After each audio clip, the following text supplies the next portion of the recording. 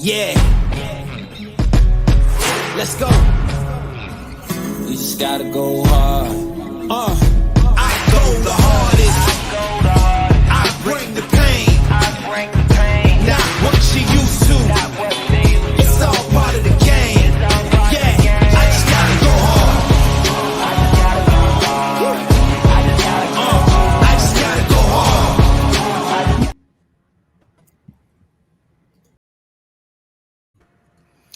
Well, goody. Okay, remember now, we're not here to judge anybody. We want to handle this with love, right? You want to tell him how his drug abuse has hurt you, maybe hurt himself. Okay, Harold, what time did you tell him to be here? 5 o'clock, but he's always late. No, he'll be here. In 3, 2, 1. Is this a 5 o'clock free crack giveaway? All right, folks out there in great lands of all funness, welcome to the MCU's Bleeding Edge. We are live here the great Wednesday night to discuss Secret Invasion Episode 4 called Beloved.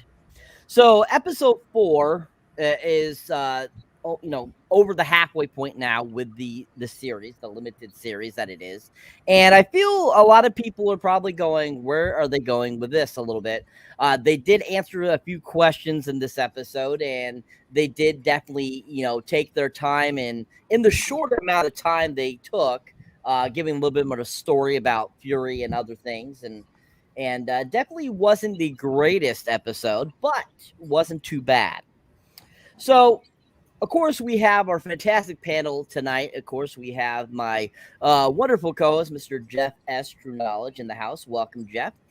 We also have coming and returning for the first time in quite a bit, Mr. Nate the Great. Welcome, Nate. And we also, of course, have Kendra returning. Thank you for coming on, Kendra. It's great to have you. And then, of course, as always, we have Andres, Mr. Pop Culture Guy. Thank you for being on the great show. And as always, we have Mad Trivia John joining us too as well. Welcome, John. And then also coming in to the great land in his second, I believe, time on the panel, at least on the Wednesday night show, Mr. Rico. Welcome, Rico. How are we doing tonight? Doing pretty good, man. Thanks for having me. I'm looking forward to tonight's episode. It's going to be rad. Excellent. All right. So before we get really into the meat of this episode, let's just go around the panel real quick and give a brief thought on what did you expect from this episode going in before you watched it, and just kind of give like a brief description of what were your thoughts going into this, and what were you expecting, what were you looking for, and do you think that maybe further down the line, maybe something wasn't explained in this episode that you're looking forward to in maybe another episode? Let's start with you, Nate the Great. Two things. First, I thought this episode was going to be more about Gaia, because last we saw in episode 3, we saw her, they shot her. So I thought they were going to give a little bit more of a backstory and have this episode more focused on how she got into this position in the first place. I was definitely wrong about that. And then the second thing is, actually the second thing I was going to get to that. I don't, I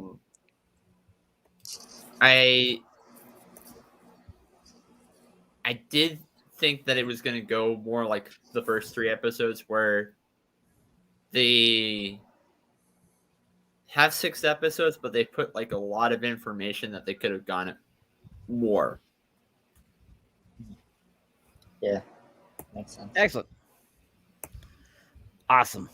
All right. Andre, same question, sir.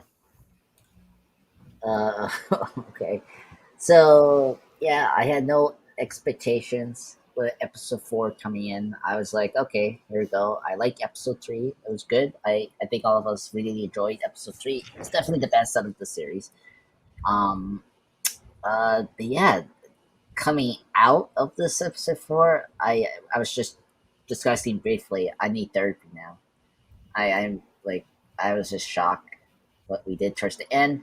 But besides that, I think this was actually a good, if you cut out what I just mentioned, the twist that we also got, this was a good episode. I thought this was a good continuing episode. I think I appreciate the fast-paced episode because I think one of the big problems with these Disney Plus shows, particularly on 3, 4, 5, and 6, is if they drag too much of the plot, then you get really bored and just you're not going to be satisfied. So with this, I like the fast pace. Like we got, the confirmation of the Rhodey Skrull, which I was so happy, and it delivered, which was great. So I was very happy about that. But overall, just I don't know what I feel about Talos' death, but we'll discuss that more in detail. But overall, I thought this was a good episode, but not the best. I'll probably put it as third best episode in the series after episode 2, and 3 is the number 1 for me. Okay. All right. Kendra, same question, please. Your thoughts going into the episode. Into the episode. I mean, I'm kind of with Nate and with Andres. I mean, I thought that this was going to be more about Gaia, given what we saw at the end of the last episode, and maybe a little bit of a touch on Puri and his wife and what was going on with her being secretive and what her deal with Gravik was. But honestly, I just expected a good show given what we got last episode. All right. Excellent. John, same question, sir. Your thoughts going into the episode. I don't know if I was expecting what we got. I obviously, in the sense of Gaia, I completely agree. I expected more follow-up. The fact that we only got about 1.5 minutes of her total this episode was kind of mind-boggling for me. As for Priscilla and what was going on with Fury, I didn't expect as much exposition as we got with her and that whole thing. So the expectation was more of one and less of the other, and I kind of got the opposite. Awesome. Excellent. All right. Rico, your thoughts going into the episode, sir. Well, going into the episode, going into the episode, I really didn't know what to think. Personally, like, people died. There was a lot of questions left unanswered. I was hoping that would be answered this episode. And going into the episode, I was very open-minded about it. Who's going to come back? Who really died? Who's going to be left for dead? And exactly where was Gravik? I believe I'm saying his name correctly. What powers does he have? Because they kept hinting about what kind of super Skrull he's going to be. But coming into like this, I would say this is like the mid-season finale. So they're going to have to start wrapping things up. So I was just more interested in all the questions that was going to be answered or left unanswered until the end. And I feel as though I got exactly what I wanted. Excellent. Thank you, sir. All right. So let's, as we get into this episode here. So basically, wait a minute. Do I get to talk too? No, you don't. The fuck? You don't get to talk. You know why? Fucking asshole. Because if you waited for me to finish what I was saying, you would have been next, sir. What? My bad. Yes, you're bad again. Of I course. fucked up. I'm sorry, Cyber. I'll leave you alone, sir. I apologize. I have insulted your moderation. As we get into this episode, we'll let Jeff give his thoughts into the episode here briefly. But I just wanted to say, Jeff, if you start monologuing, I will personally come over there and take that hat and shove it where the sun don't shine, sir. So, please, your thoughts going into the episode. Like I told Rico earlier today, I think, right? And I think I told John too, that fucking it was going to be a dope episode. Same thing with Andre, same thing I told Kendra, right? It was going to be a dope episode. I knew it. There was no way that this series was not going to suddenly just fucking go Moon Knight on our ass or some shit, or She-Hulk on our ass and go straight shit show, right? It's just not possible. Not when you've got like literally probably the best casting ever in any Disney Plus series I've ever seen, right? In general, besides Andor. I've never seen one better. As far as the MCU goes, there's never been a better cast, ensemble cast in this one. I'm sorry. No, listen, honestly, John, I like Moon Knight too. And again, you have to understand, we'll talk about this on another show or whatever, but Oscar Isaac did a wonderful job. His acting in the series was outstanding. That alone was worth watching. I'm just saying in general, I didn't like the series. After episode 3, I just thought it went downhill. But either way, that's fine. We didn't see enough Moon Knight as Moon Knight. And I like Khonshu, and they took him out. But no, I figured it was going to be really good. And I called it, right, Andre, didn't I, on Monday night? And Kendra, I said we were going to get the shootout scene, right? We'd get the helicopter scene and all that shit and whatnot. It would all go down. There'd be like a sort of like a final, and there will be like a final battle, right? I knew that was going to come. And I figured that probably episodes 5 and 6, it would be much more, again, back to the episodes 1 and 2, where it'd be much more character driven, right? And it would get, that's where you'll really see Gaia shine, right? Obviously, we're not going to get into the crying game aspect of the show. We're going to have to deal with the loss we had to happen again, right? Two characters we love, right? Dead, it's pretty rough. But hey, you know what? Give Marvel Studios credit. They had the balls to kill off 2 loved characters in one fucking series. Seriously, that's a lot of fun. That's some serious nuts, baby. That's almost as big as fucking Nate the Great's nuts. So, right?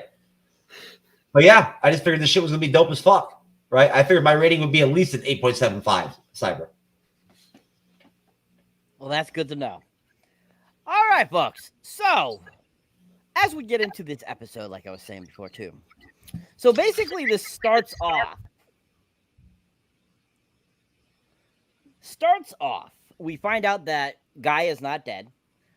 We find out that she actually went into the machine that Gravik has been using to give himself powers. She gave herself Extremist, which allowed her to heal from the gunshot wound and survive.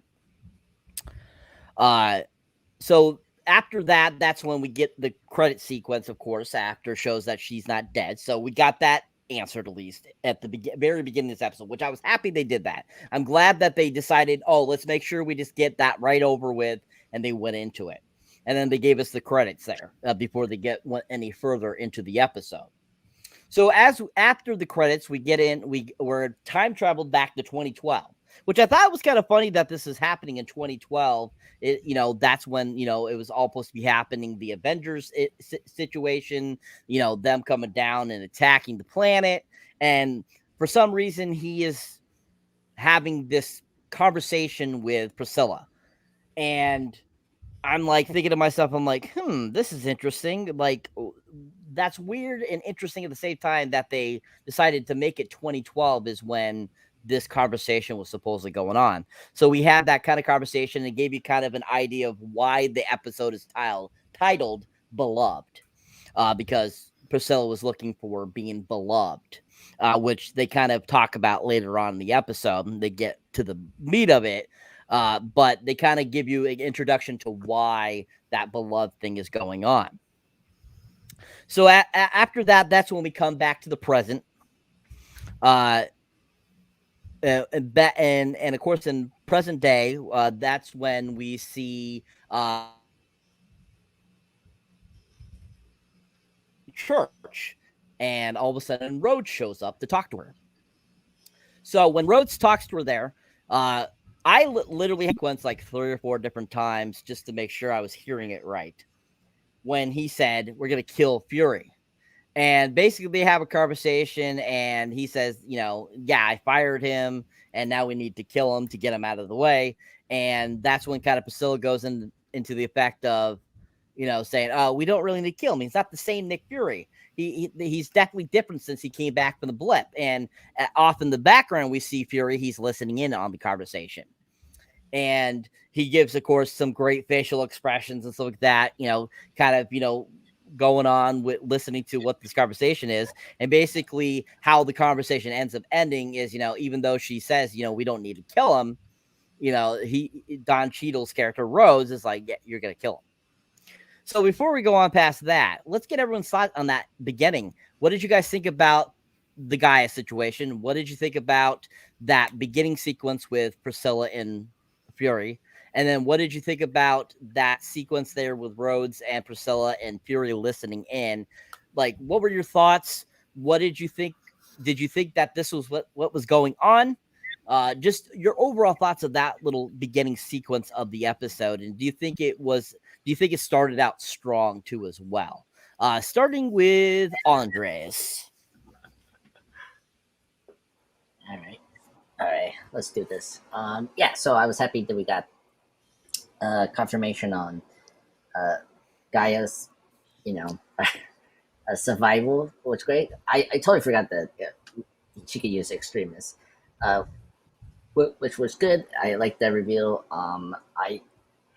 So I'm kind of like, I don't know. I have many more questions. Like, okay, you have to take all the powers that we saw that they set up to take it in the machine. So like it's kind of funny that she didn't take all of it. She could be easily a Super Skrull to defeat Kravik later on, but whatever.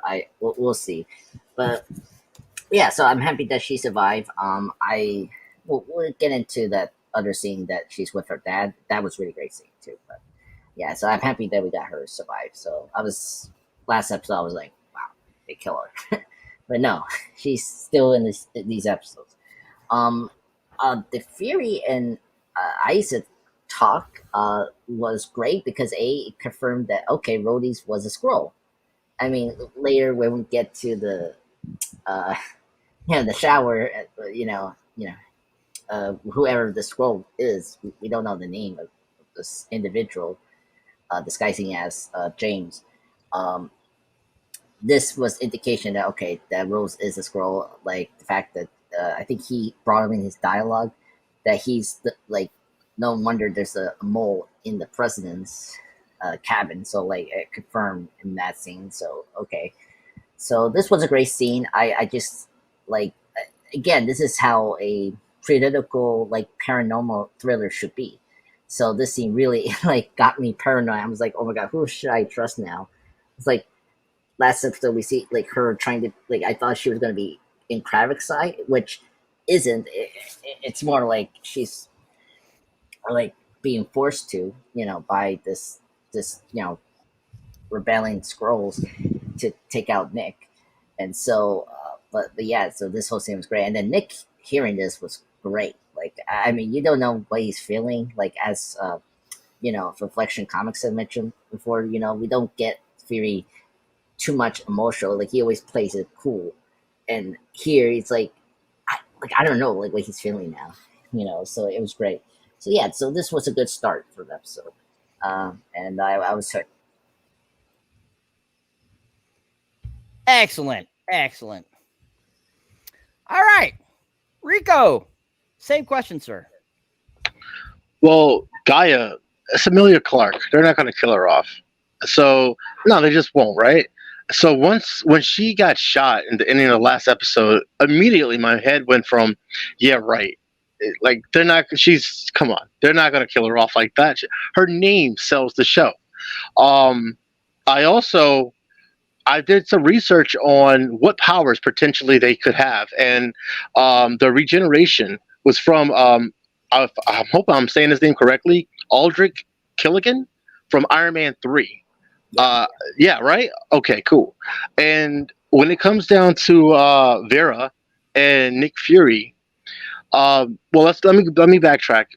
With Rhodey, when he got out the shower and he wiped the mirror and he turned into a Skrull, I thought that was really cool, and it reminded me of the first Incredible Hulk movie when Banner stepped out the shower and he saw basically the Hulk. And I don't know if you guys remember that scene. It was like what, 20 years ago, something like that. Yeah. But the scene with Fury, it had to break his heart, like Vera. I personally thought she was a double agent, but then I thought back to the last episode when she was on the phone, and he asked her, "Who's on the phone? Who were you on the phone with?" And she was kind of like nobody, And from the looks of their relationship, they're very open. They won't hesitate to hold anything back. And by the fact that she didn't say anything or answer him was a big red flag to me. And then this episode, it was like, man, like she was playing him the entire time, like from Jump Street, from the diner. And I wish they allowed Fury to open up and at least show some kind of weakness to his love in his private life. But that's Nick Fury for you. He's always on his toes and he's always one step ahead, and he plays it too cool. Excellent, sir. Thank you. All right. Nate the Great. Same question, sir. So I'm going to go backtrack to episode 2. When we saw her sneaking around, following behind Gavik, and going in, getting on the computer. That was the moment when I realized that she wasn't a double agent, because I kind of thought so too when they were talking about when they were meeting up in episode 1. But that was the moment when I realized that she wasn't a double agent, because why would she be sneaking around in a place that acting like she wasn't supposed to be in that area if she wasn't a double agent? I mean, if she was a double agent, if she was somebody that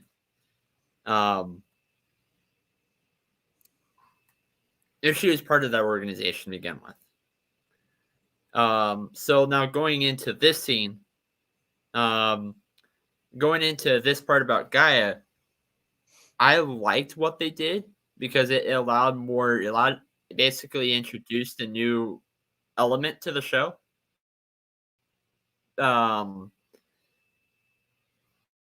But I don't think they ever mentioned in the show what that power was.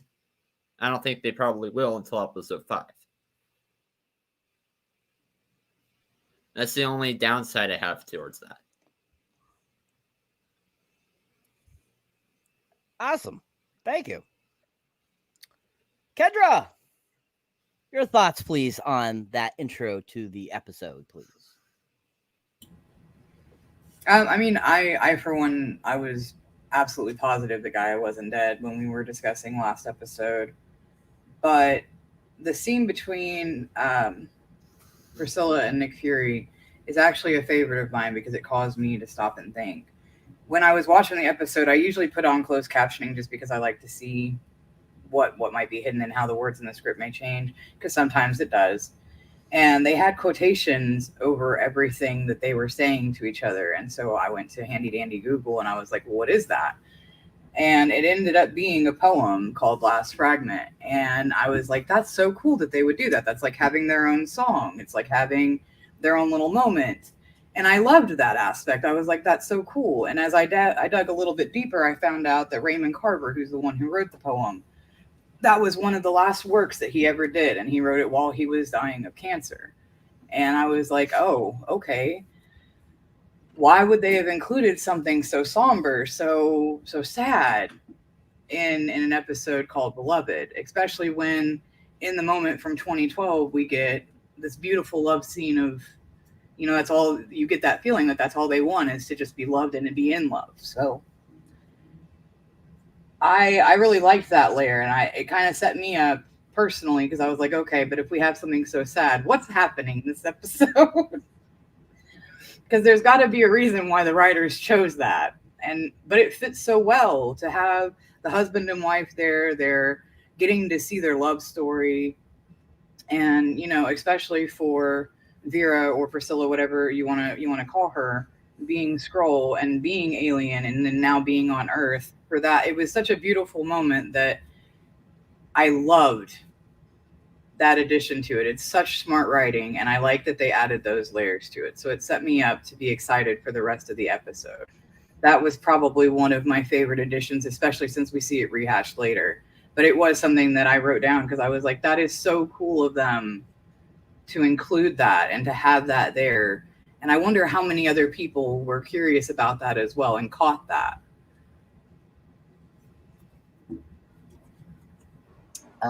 Just briefly, just No, Andre. No. What did I tell you? May I? Can I say something about what Kendra spoke on really quick? The fact about that poem. Rico, I was just telling Andre not to talk, and you start talking. Come on. Let Andres go first, then you go. Come on. I'm sorry, Cyber. You should be. Anyways, okay. All right. Okay, so Rico and Andres has other things to say here, folks. All right. So, Andres, please, briefly say what you want to say. Then, Rico, you could go after him, sir. All right, briefly. I like the explanation of the author, and because it actually foreshadows the reason that Nick's wife chose the look. So I think that's one reflection, because right away when she explains why she has this face, it was like, oh, okay, that makes sense why she picked this look and all that. That's all I have to say. Rico, you can go into more depth. Yeah, I just thought that was a very cool thing you researched, and it went right over my head. And that was like, you did your homework. That's awesome. Yeah, Vera, the person's body that she took over was dying of cancer, and I love how that made a full circle. And I didn't even realize that, and I did some homework on the show. But man, A+ to you. Good researching. That's all I got. All right. Great job, guys. Very good. You both get 10 gold stars. Very well done. All right. Okay. John, since I was so beautifully interrupted there, it's your turn, sir, to give your thoughts on the beginning of the episode, please. So I won't monologue. Everyone touched really good points. The Gaia intro with Extremis was great. I kind of still question why her reaction was a lot slower than Gravix was later on. Because she seemed to be out for a good, we'll call it a minute. But maybe that was a choice. I don't know. I don't think so. That confused me a little bit, because we've dealt with Extremis in the past. We know that it is instant in almost every situation. The exposition between Fury and Priscilla was beautiful. And it did certainly unsettle me, knowing what she was going to do and not being sure what was going to come of it, because you kind of really get the sense that he really truly loves her, which we don't really see that in Fury very often. Like, compassion isn't his strong suit. It's more like he's a warrior, a soldier, a fighter, not someone who shows love and heart. I mean, he shows feeling. We saw how he reacted with Coulson back in 2012 was a good example of that. But that whole thing was really, really beautifully done. And speaking of back in 2012, I don't know if anyone else caught how perfectly he fell back in that year as much as I did, but Jesus fucking Christ, it was like we were looking at 2012 Fury in the moment, maybe he was de-aged a little bit, but I'm talking like he legitimately looked, sounded, mannerisms across the board. I thought we were looking at Fury from the Avengers. Like straight up. And really quickly to touch on something Andre said, yes, we do know who Rhodey's Skrull is. And I will touch more on that if no one else has the information later. Oh, I know who the hell it is. Come on. I'm curious. All right. Awesome. Thank you, John. All right, Jeff. Your turn, sir. What do you got to say about that beginning, sir? Well, like I was just saying right there, obviously, of course, John, Nick used my Bacta, right? That's why he looks so fresh and young and shit, young and clean and all that shit and whatnot, right? Fresh and clean, right? Sometimes it may be good, sometimes it may be shit. There you go, obviously. But I want to give you credit, though, John, for being the only guest or person on the show smart enough to use their Secret Invasion shirt at an elevation where you can actually fucking read the Secret Invasion part of the shirt, right? That is you are obviously a brilliant man. I'm the only one who's comfortable showing his or her tits. That's right. the fact of the matter here. I wish, you know what? I'm pissed off now. I should have bought that Secret Invasion shirt for myself because the logo is way up high. I like that shit. I'm tall. It works for me. I don't know about you, but I love that red logo. It looks really cool. I love it. It really does. I like that kind of weird. Thank you, Jeff. Yeah, it's cool. But no, I'm so jealous. I'm short, and you can see my shirt now because of the shot. Government too. It looks good. You're 5'3". Am I about right? Yeah, 5 or 5'1", I think for me. Oh wow! I gave you 2 extra inches. It's all in the hat. I need to ask my mom what I am. I know I'm short. I'm 6'1". That means I'm a whole human head above you. Well, hey, that makes sense. Does that mean, Andres, if you have to find out your age, you got to ask your mom too? No, I know. Or maybe your name sometimes? Yeah, no. Just your last name. Yeah, just my last name. I know my last name. Your last name. Yeah, my last name, okay. My age. I know my age is my name. Just my height. All right. I don't know. So let's Jeff give his thoughts on the beginning of that episode. Okay. Well, I mean, all right. I tested a couple of you guys right off the initial scenes. And I tested you, Cyber, I tested you, Andres, I tested you, Kendra, you, Rico, you, John, and I was like, this shit is blowing me away. Like, I'm literally blown away. Like, I'm fucking utterly shot. Like, I'm losing it here. Like, this is utterly the flashback was, they killed it again. They killed it with the flashback. Fucking killed it. Right? The straight killed it. Like, Samuel L. Jackson is fucking dope, man. He can act as like a motherfucker. And it's infectious. And that's the thing I just don't get with people that don't. I fucked with somebody on TikTok yesterday that loves Captain Marvel, the movie, and doesn't understand, and was like, I don't know why they didn't bring the directors back for the Marvels. I'm like, listen, it's cool that you love Captain Marvel, but like Kevin Feige is very consistent. If you do a good job as a director with a film, he keeps you around, right? You do the sequel. He offers it to you, or he puts you on something else. Like the Breton director guy from Shang-Chi, he's gonna write and do one of the Avengers films, right? So I mean, that's what Feige does. He's very consistent with it. If you don't do a good job, you don't come back. It's that simple. So there's a reason why he didn't bring back the directors from Captain Marvel. They wrote the shit too. The writing was fucking horrible. I mean, seriously. Even Samuel L. couldn't pull that shit out. So I mean, I'm sorry, but like, and some people are just naive, and it's funny because the person got nasty with me. It's like, oh, that's just your opinion. I'm like, what do you mean that's my opinion? I'm like, are you an MCU fan or are you a fucking douchebag? What are you watching too much Star Wars? Anyways, no, just powerful. The shift from episode to episode of the feel, the tone, right? How they're shifting from different tones that are of very like meta, like deep levels, you know what I'm saying? Like different levels of emotion, right? Betrayal, right? This title was Beloved, right? Again, they keep killing it with these titles. They're so spot on. with the episodes. I love that, man. That's great. That just shows that you know what the fuck you're doing with your writing. You have a plan, right? A structure. You know, unlike if Tyrone Biggins wrote the shit, it would not be, you know, like that. But you know, no, it was powerful. When Fury read the poem back and forth with her, I was like, man, like, you know what I'm saying? Like that's an indication of like real love to Fury. That's like Fury really loving someone to be able to even be willing to participate in that shit.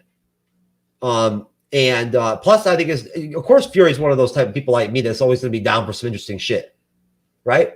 Fucking aliens and shit. Why not? You know. Anyways, but no. And then, are we going? Can I also talk about the Gaia Talos talk quick, or are we not that far yet? We're not that far yet. Okay, sir. Okay, that's actually what the chick that I hung out with the other night said. When I put my super tiny penis inside of her, she was like, "It's not. I don't feel it. There's nothing there." If you say so. All right, folks. All right. So, thank you, Jeffrey. Anyways, yeah. All right. So, as we move on to the next portion of this. So, after basically we have that great little scene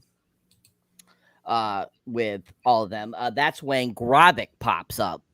We have a brief scene with Gravik and that like first acting lieutenant guy or somebody else that works for him, and basically they say, oh, you know, Gaia's missing basically, and he says, well, we found who the mole was in, you know, basically saying that she was the mole and that he took care of her. And so we have that kind of brief little scene there, which I thought was, you know, kind of funny how they threw that right in after all that kind of like so much information brought up there. And then all of a sudden, let's put this little tiny scene in there. And I thought that was, you know, it was kind of a nice little like relaxation there from what we just learned to kind of get your mind turning and all that kind of good stuff. So I thought that was smart that they put that in there.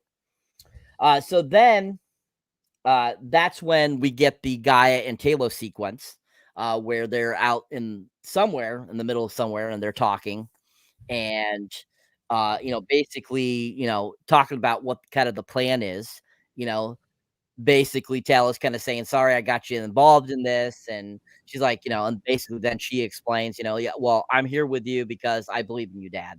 And finally calls him Dad for once, which I thought was nice. And basically, you know, kind of, you know, says, you know, I'm here because because of that. And then Talos kind of explains what he plans on doing to, you know, basically secure the remaining Skrulls that aren't with Gravik a home, you know, because they lost their home, which we found out in the first Captain Marvel film. And basically, he basically explains kind of the what they're going to do. They're going to try to get the president to help them by helping him stop Gravik. And Gaia doesn't kind of agree with that. She's kind of disappointed that that's what he's planning on doing. She doesn't really agree with it. But at the same time, it's kind of like, you know, I'm still going along with it because, you know, because of what I just said to you, Dad. And so basically that's kind of how that little scene ends. So after that, that's when we go back to Fury, and he ends up back at the house that we were introduced to at the end of one of the I think it was episode 3 or 2, and he's there, and Priscilla shows up, and basically they sit down and they have a conversation, and he basically goes into effect, you know, saying, you know, I know what you're supposed to be doing. I heard everything. This is what's going on, and you know, just kind of, you know, basically letting her know I know everything. And so then that's kind of when she goes kind of into that, like back to that same thing that happened in that previous episode, the previous portion at the flashback for 2012 about the blood poem. And she basically, you know, gives kind of the history behind why she took the woman that she's impersonating. And basically she said that she actually asked the woman if she could beat her and keep going with her life, because we found out that this particular person that she is imitating was dying of cancer, and she was a really well-known person. And basically that's when, you know, Priscilla explains that there's 3 things I had to do in order to, you know, be able to be her. And she explains that, you know, she couldn't bring any harm to him. She had to do, you know, these other 2 things. And so basically she's kept that deal, the bargain, to play this woman after that woman allowed her to be her. And that's when they both all of a sudden draw guns and they shoot. And of course, it goes away, it like shows them pull the guns, shoot, and then it kind of pans away. And you can't see what happened. And then it comes back and it shows that they both hit different walls. One hit one of the masks that was on the wall, and then the other one hit like a corner of beam there on the other portion of the kitchen. And so basically then that's when Fury kind of gets up and he's about to leave, and she asks, you know, would you, you know, love me if I was my true form? And he kind of just looks down for a second and then walks away and then turns back and says, well, I guess we'll never know, because of, you know, what she ended up doing, you know, working for the enemy. So basically that's that section of that scene. So before we go past that, let's talk about these 2 scenes. What did you guys think about the graphic sequence? What did you think about the Gaia and Talos sequence? And what did you think about the home sequence with Priscilla and Fury? What was your guys' overall thoughts? What did you think about it? And do you feel there was anything in that kind of pointed to the future of the next couple episodes as well? Starting with you, Rico. The graphic sequence, I don't really remember exactly pinpoint what you're talking about, but the Gaia and Talos sequence, they can't. It can't be. And she does make perfect sense. Like, they cannot coexist on Earth with humans. They can't be trusted. And what are you going to do? Wear power dampeners? Like, they have to go off planet to have some kind of peace. If not, you know, Earth government, they're just going to lock them away, and they're going to be right back where they were from the start, imprisoned and trying to find another planet, which now they can't do. It's not like they're going to be like Asgard and you just give them someplace in Boston or in Maine. They can't, like I said, they can't be trusted because they can shapeshift. They can be anybody to get the upper hand or the advantage. And the scene with, I believe you said with Nick Fury and Vera, I completely thought after they shot both pulled the triggers, I honestly thought they both were going to be dead and they're both going to be Skrulls. Just because of the sheer fact that you don't know who to trust. You don't know who's who. All you know, it was Gravik trying to get information out of Vera, and they both had some sense of, I know this is not right. But that's why that scene was so cool, because it was really deep in emotion. And you, like you said, you can't really pinpoint how Nick Fury's feeling because he has a hard time showing emotion. So anyone can falsely be Nick Fury, or anyone, or if you are really intimate with Nick Fury, like the way she was, you would know off Jump Street this isn't really my husband, because he's not acting like my husband. He's acting more like a soldier. So I feel as though in some sense Vera really knows the real Fury, the more down to earth, at home Nick Fury. But yeah, with Gravik, I really don't remember that scene in particular, so I can't really speak on that one. All right. Thank you. All right. Let's move on to John this time. Your thoughts, sir, on those 3 sequences? Rico's echo of your voice makes that whole introduction you just gave me so much more astoundingly epic, and I appreciate it. So, thanks, Rico. You can keep it up every time he introduces me. Gravik's scene with the plane.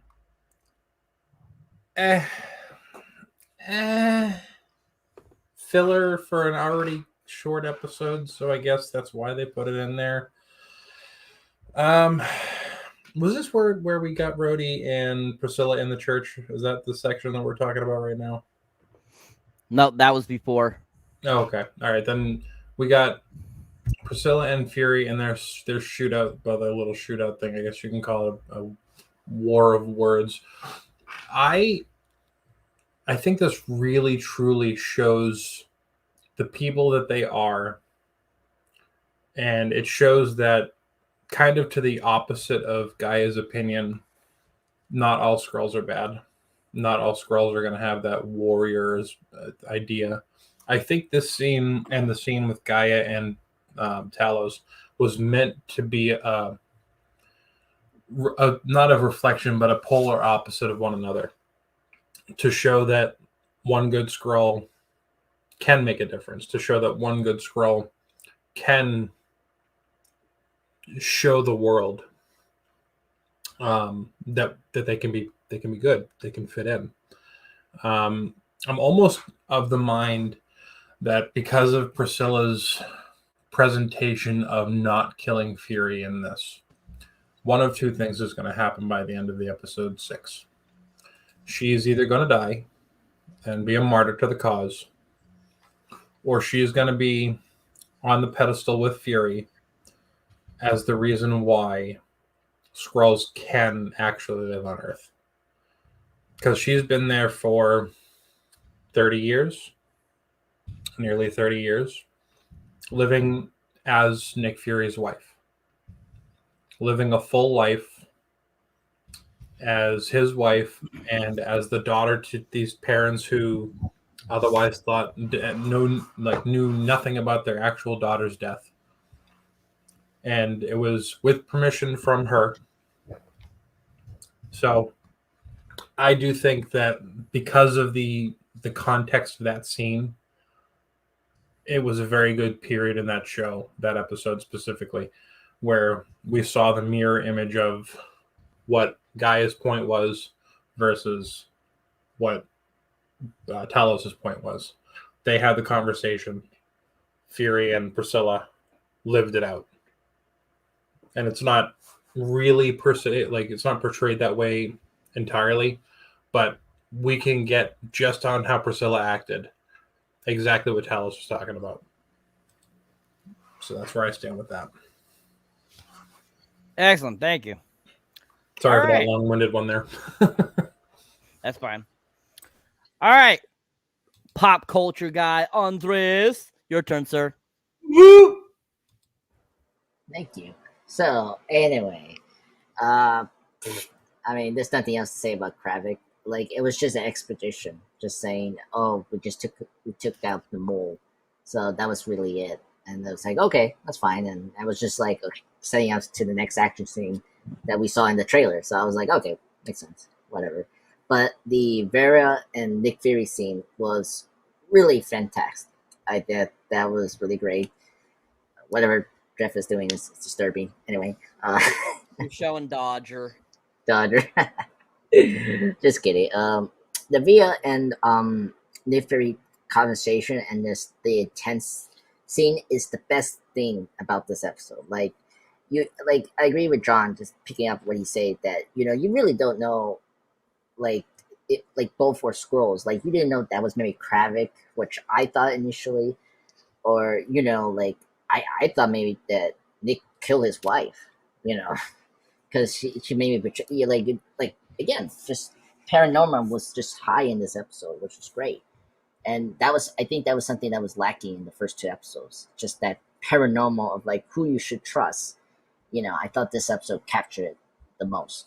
And I liked how that scene explained, as Kendra mentioned, about the author, about the cancer, and then the reason why Vera chose his face is because that she accepted that she was allowed to take it, so that was kind of neat.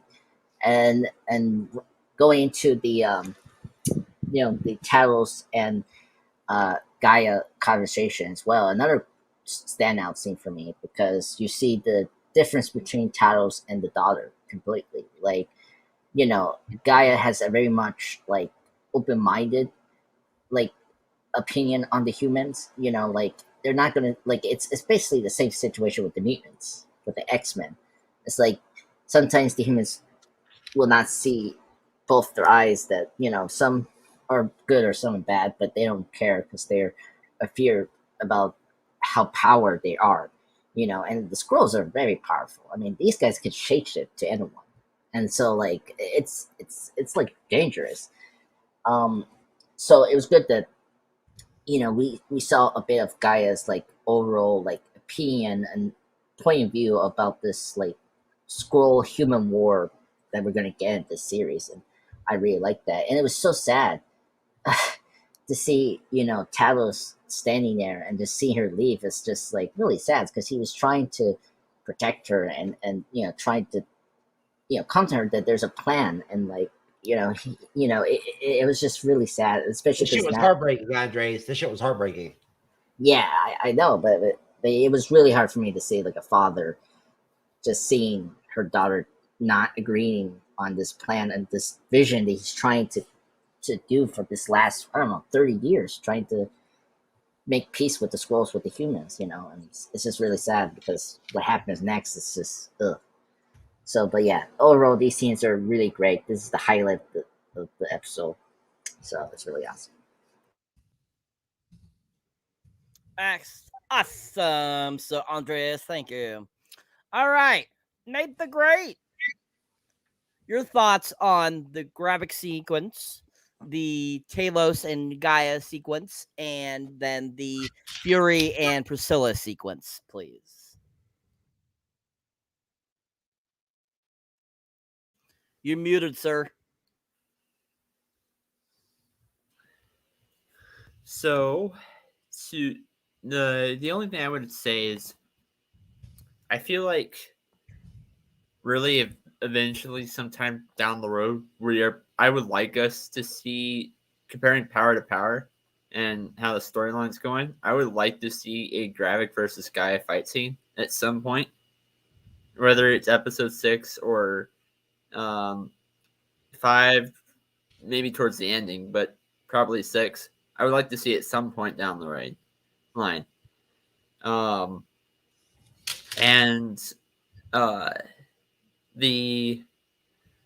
As for the Nick Fury and all that scene, I agree. I'm gonna reiterate. The way things have been going, I wouldn't be surprised if Nick Fury's wife is eventually the next person that ends up getting killed, because it ends up.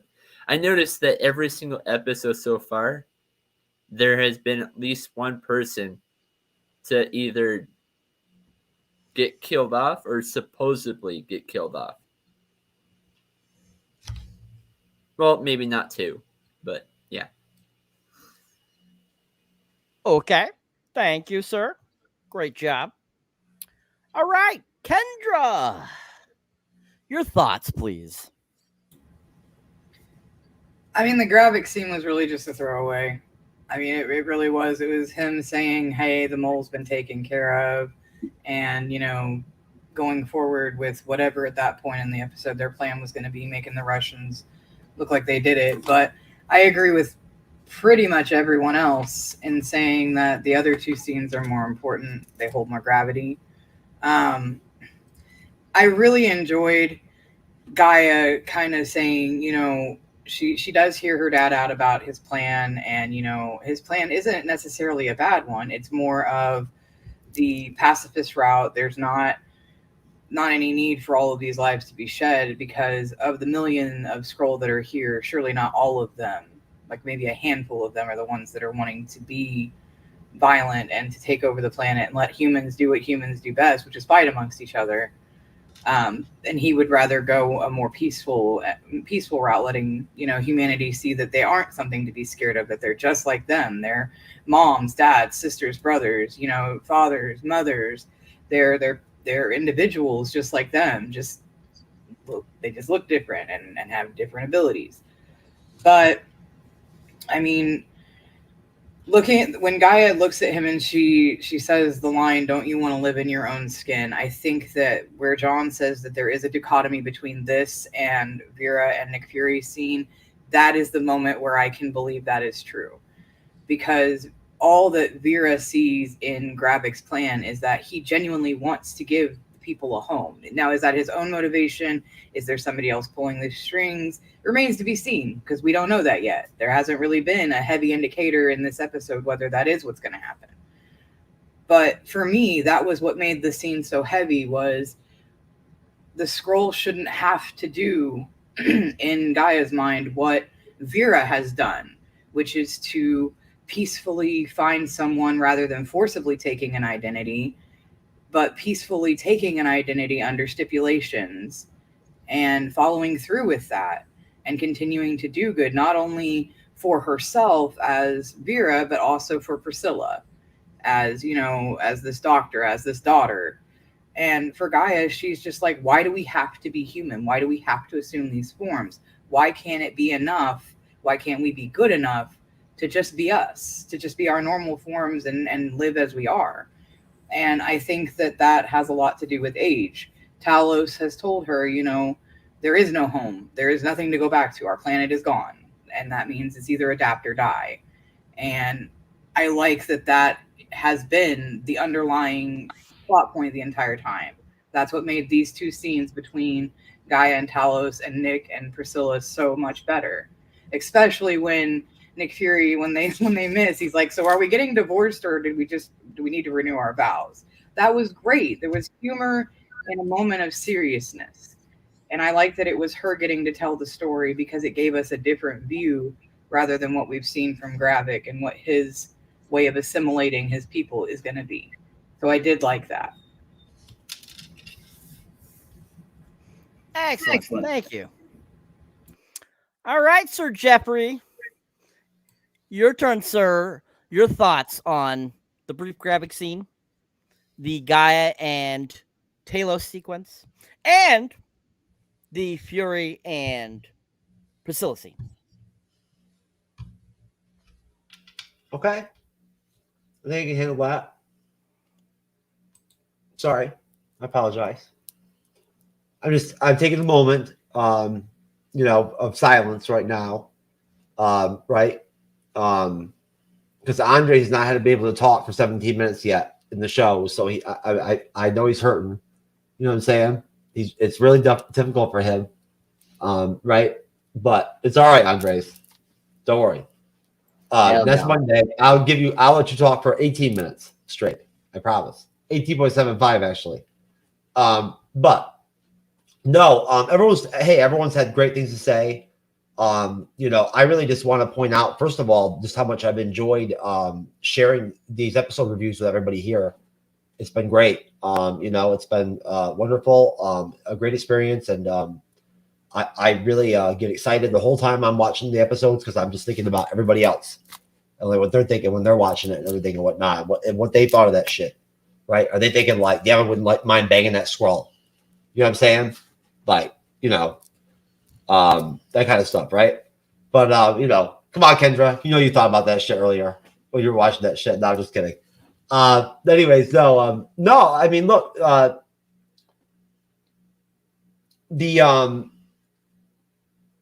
you know, people have sort of poo-pooed Emilia Clarke as if like she's personally responsible for Gaia's character not really having an opportunity to shine in the series, but they purposely set her up in straight up espionage mode, right? In spy mode, and had Talos activate her instantly at the end of episode 3. And she went into machine mode, right? Like straight Terminator mode and shit, like a fucking, like a straight trained specialist. And just started fucking like, you know, John Claude Van Damme kickboxer motherfuckers, right? Like Shuri Diamond fucking 122 and Wakanda Forever, you know, and all that. And, you know, Ben Mendelsohn is very talented as an actor.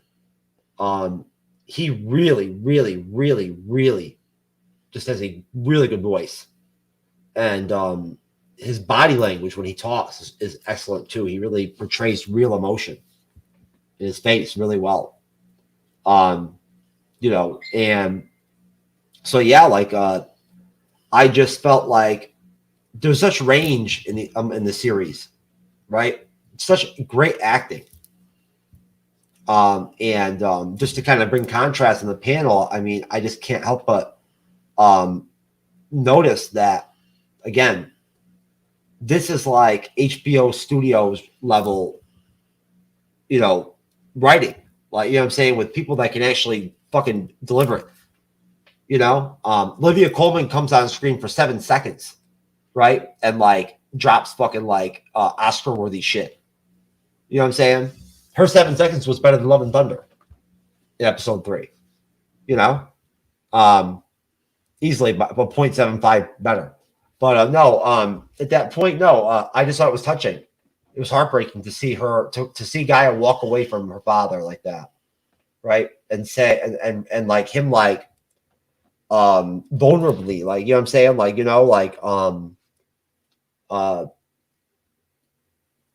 watch her walk away, in a strange place that even though they've been settled here on Earth for so long, it's still not home, right? And when you can't come up with the answers for your own daughter or your own son, right, in situations with that shit hurts, man. That breaks your heart, right? When you can't deliver something that like they can confidently back and whatnot and everything and makes them feel good about shit, that's not good, man. I would not enjoy that. You know what I'm saying? Like, this is, I mean, it's not a good feeling at all. Right? Like, I mean, nobody's perfect. You can't fix all your kids' problems, but you wish you goddamn could. You know what I'm saying? Like, you wish you'd do it if you could. And you wish you knew the words to articulate to your kids, like how to deal with certain shit or whatever and whatnot. But, what can you do? So it's just tough. I mean, as a parent, like, I can't imagine. And it was heartbreaking. And then, the whole all the scenes with Fury and his wife are just poetic. They're very poetic, right? And funny in a dark humor, like legit serious adult way. Funny, right? They're back and forth. The way that they talk to each other and whatnot. It connects to like the depth and this time they spent with each other personally, right? How well they know each other. Andres, I'm shooting for 17 minutes on this bitch. Come on, bro. Right?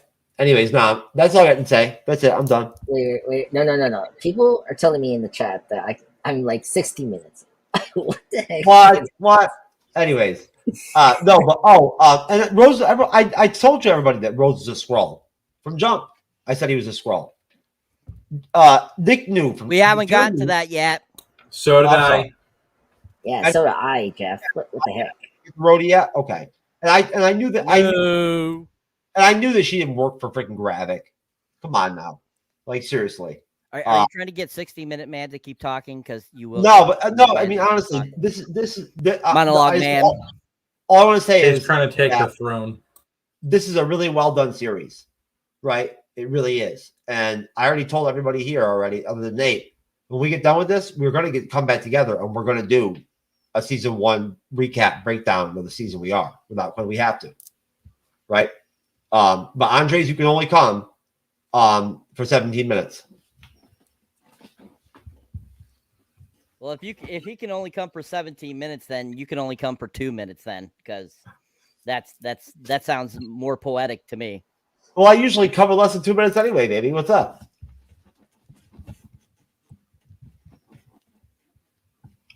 Jesus Christ. Anyways, folks, a little humor for you guys. A little humor for you guys there, Mr. Monologue Man. And yeah, so great, everyone. Great job. Perfection, people. Perfection. All right, so moving on. Now we are getting to revealing Rhodes as a Skrull. So after that sequence we were just talking about, that's when we all of a sudden see a Skrull showering. Like, that I don't get why that was needed, but okay, Skrull showering, which looked very female Skrull to me. And I was like, this is interesting. And all of a sudden, they get out of the shower, they put a towel around themselves, and all of a sudden, it goes to another room, and there's Fury sitting there, and all of a sudden, it's Don Cheadle, aka Rhodes. And I'm like, So Rhodes is a Skrull. So everyone was right, because I believe everyone suggested that Rhodes was a Skrull from the get-go. So we'll just say everyone thought that. So we find out that he's a Skrull, that he's this female Skrull, which they don't really say exactly who she is yet, but I'm sure some of you have some ideas. But anyway, so he goes in there as Rhodes, and she's Bravo. Bravo. And so as he goes in there and they have their conversation, and basically, he says, what are you doing here, Fury? And Fury goes into, I didn't like how things were left off, and that I wanted to make up. And they basically have a conversation trying to, get to things. And Fury definitely has an idea that Rhodes is not Rhodes. You could tell Fury knows this. And, they basically have this conversation, basically alluding that, Rhodes will do everything in his power, supposedly, to help him get out of this mess that he's in, because he has footage of him shooting, Maria Hill.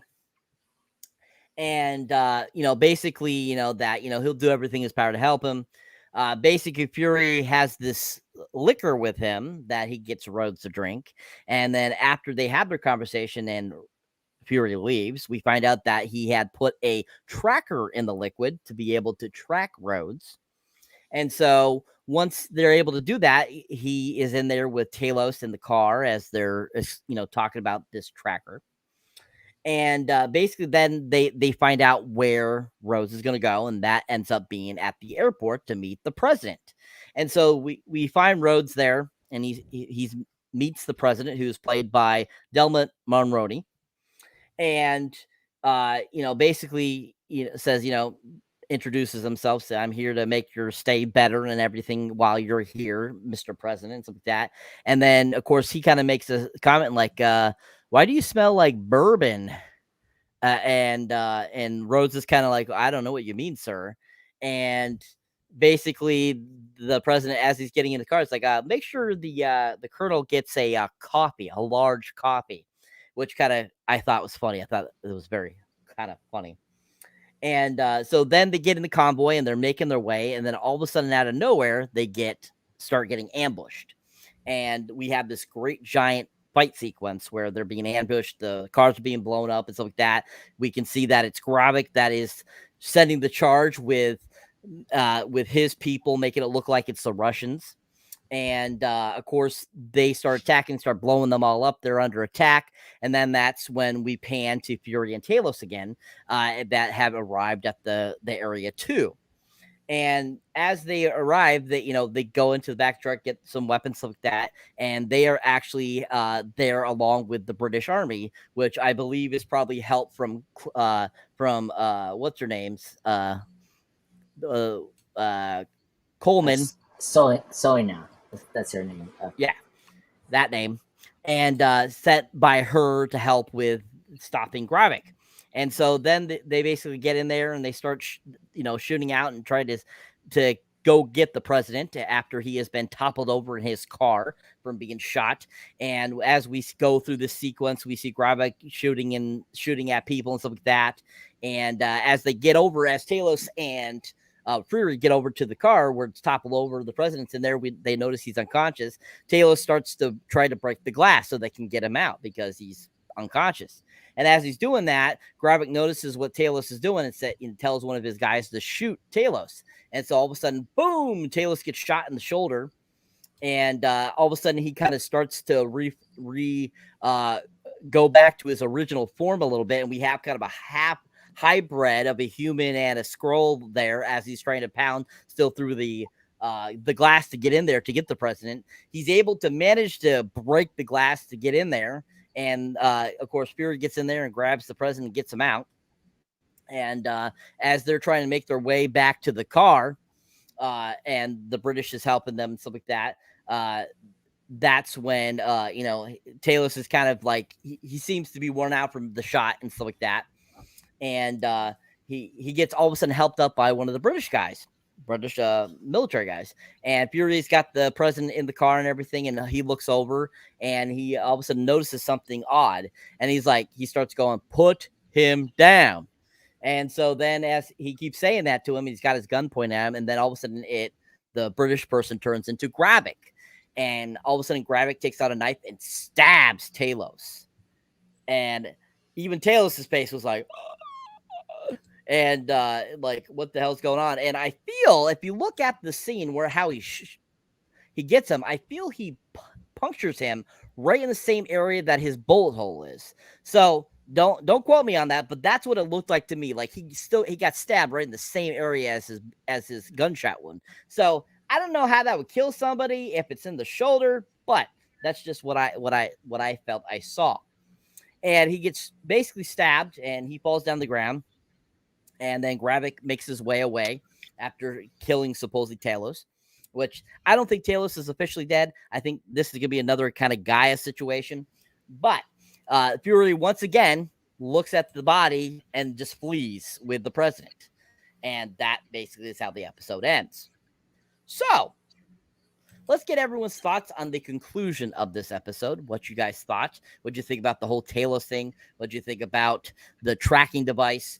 What did you think about just kind of all of a sudden finally Rhodes being shown as a Skrull, and just your overall thoughts of that ending sequence? Let's start with John this time. Okay. I was hoping you'd let Rico go first, so I had my echo introduction again, but it's all good. I agree with you where it comes to Talos getting stabbed. I really think that he did get stabbed in the same spot that he got shot. It did look a lot like it.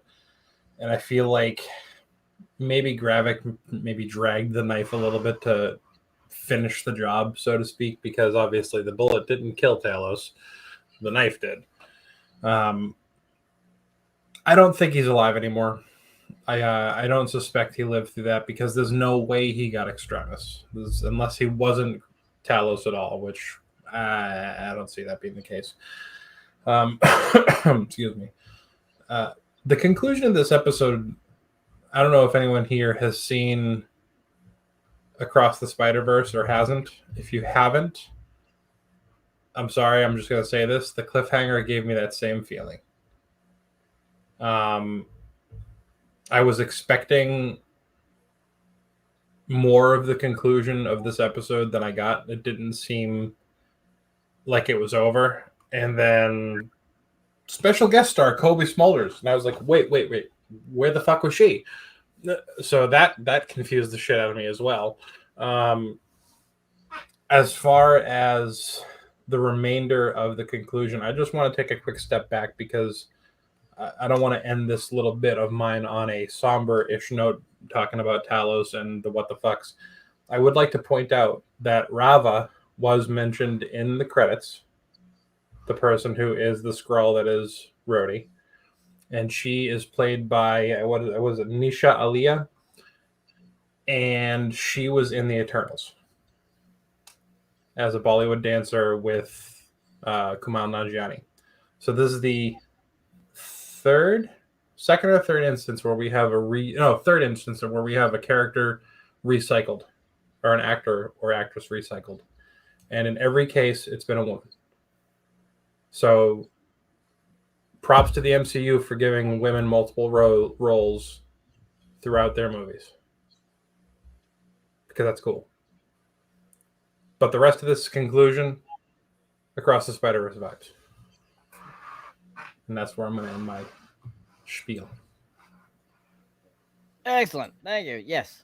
Across the Spider-Verse, people. Got to see it. Great film. Check it out. Except for that ending. Yes. It totally gives that vibes. Anyways. All right. Rico, your thoughts, sir, on the conclusion of this episode? Well, Pappy Van Winkle. First of all, I didn't think it was going to be a liquid locator or a tracking device. I personally thought it was going to be something to make Rhodey turn into a Skrull, to force his identity out. But it didn't happen. But it was still a cool scene. It was actually a really cool scene. The part where he got out the shower and wiped the mirror, like I told you guys earlier, it reminded me of Incredible Hulk #1, where Banner wiped the mirror and poof, you see the Hulk in his reflection. Personally, I think they did that scene just for special effects, and I'll get back to that scene because they released another scene that I'm going to get to. The big fight scene. I thought it was really cool how they had Talos get shot and he was in between Skrull and human. I guarantee you that was the most expensive scene besides a Rhodey scene in the entire season. The special effects department got mad money for that scene. I guarantee it. Other than that, I don't think Talos is dead. I guarantee it. Next episode is going to start with him being tortured by Gravik. I promise you. That's what I feel as though he picked his body up and he's going to try to get information, and he's just going to get the crap beat out of him. But he's not going to die. And I'm rooting for Maria Hall. She ain't dead. They didn't show her body. They just showed a coffin. I'm supporting my girl until the end. Other than that, it was a great ending. It didn't really remind me of Into the Spider-Verse. It was just a build-up for the season finale. And, yeah, that's how I feel about it. It's a very memorable scene, and it's something I would definitely rewatch. Actually, I'm probably going to watch it again after we're done with this. Other than that, that's it. Awesome. Thank you, Rico. All right. Nate the Great, your thoughts on the conclusion of the episode, sir? Before I give my thoughts on the conclusion, I'm going to add on to something Rico said. You were talking about Maria, and I was actually looking before Secret Invasion started. I saw a couple of things that Marvel's Agents of S.H.I.E.L.D. was something that people should watch before watching Secret Invasion. Couldn't figure out why, because some people have said it's not canon, but anyway, I'm going to say this as a joke, but watch them introduce, get Maria Hill into the Tahiti Project. Now, as for the conclusion, I have one thing to say. I thought they were going to do a little bit more with Rhodey in that final scene. But other than that, easily I think it is probably the best scene so far this series. Excellent. Thank you, Nate. All right. 60-minute man, Mr. Andres. Your thoughts, please. Sure. I'll try to make this 20 minutes for you guys. Anyway, so just getting the Talos thing out of the way, I was shocked. I was like, hell no, they're not gonna kill Talos. I almost had an edible fuck you if you're gonna do that. And Andres, you said fuck for the first time ever in Bleeding Edge history, and twice. I think Chris were during one of the shows. I don't know, but anyway. But I want to piggyback at Nate. Nate mentioned about how this show killed one person, but then supposedly killed a person. So we don't know if Talos could be killed, as Nate said before, like, because we all thought that Gaia died the last episode and did it. So I will kind of hold Nate's kind of like theorize that maybe we will have Talos alive, as John say, maybe torture or something that Talos has like up his sleeve. Like he became Nick Fury. Think about it. Like Talos is trying to do like Nick Fury is trying to bring peace, and he's probably doing a lot of ethical things. But at this moment, that scene killed me. If we're gonna make Talos die, and I love Ben Mendelsohn as actor. I want him to continue in this role. And is this the last time? Then, well, fuck you, Secret Invasion. Fuck you. Anyway, pardon my French. Sorry, folks. But anyway, Rhodey becoming a Skrull. All of us were kind of expecting it. We're expecting it throughout this Skrull discussion. It was great. Especially because, as Rico mentioned, the Skrull coming out of the shower. It did change to Rhodey when she did the flight. Like it changed to Rhodey that quick moment. So I was like, "Oh my god, it's happening!" And then the scene to Samuel L. Jackson was really fun. Just the Van Wyck drink. Come on, I want to patch up. We brothers had to stick together. It was so funny from Samuel L. Jackson. And then of course this Skull Rhodey is like so hotshot, and it's like, here, I have this footage of you killing Ray Hill, and if you better leave now before I send any more of my agents. It was just so funny, and then the reveal of the liquid track was kind of cool. But yeah, so and it was cool to see Kravik's super skill powers. I want to say that was kind of cool. It actually looked kind of cool with the seeing the group powers, the branch. Yeah, and so it was neat to see that full on. And I think, as Rico mentioned, the effects on Talos, half human and Skrull, was really great. It was very awesome. It's something that the opening credits had kind of foreshadow, if you pay attention, that image was going to be in the show, and of course as with Talos. So but yeah, I love this actor scene. It was really great. It's definitely the highlight of this episode, and I think they did not disappoint, which is great. So overall, love this show. I don't love this show. I hate this show. I have mixed feelings. So F you, Sigurvation. If you let Talos die, I had to go to therapy after this. I'm sorry. All right. Thank you, 60-Minute Man. Great job. All right. Kendra, your thoughts, please. I have to find a way to turn off private chat because y'all are making me. Oh man, you should try getting stoned and then deal with a private chat. I'm over here fucked up, man. Although that F word one, Andres is at 2. That last one doesn't count because he didn't say it. He just said F. That doesn't count. About the end of the episode, I love the Pappy Van Winkle scene. It is absolutely hilarious. Although I do agree with Rico, I did not expect it to be a locator.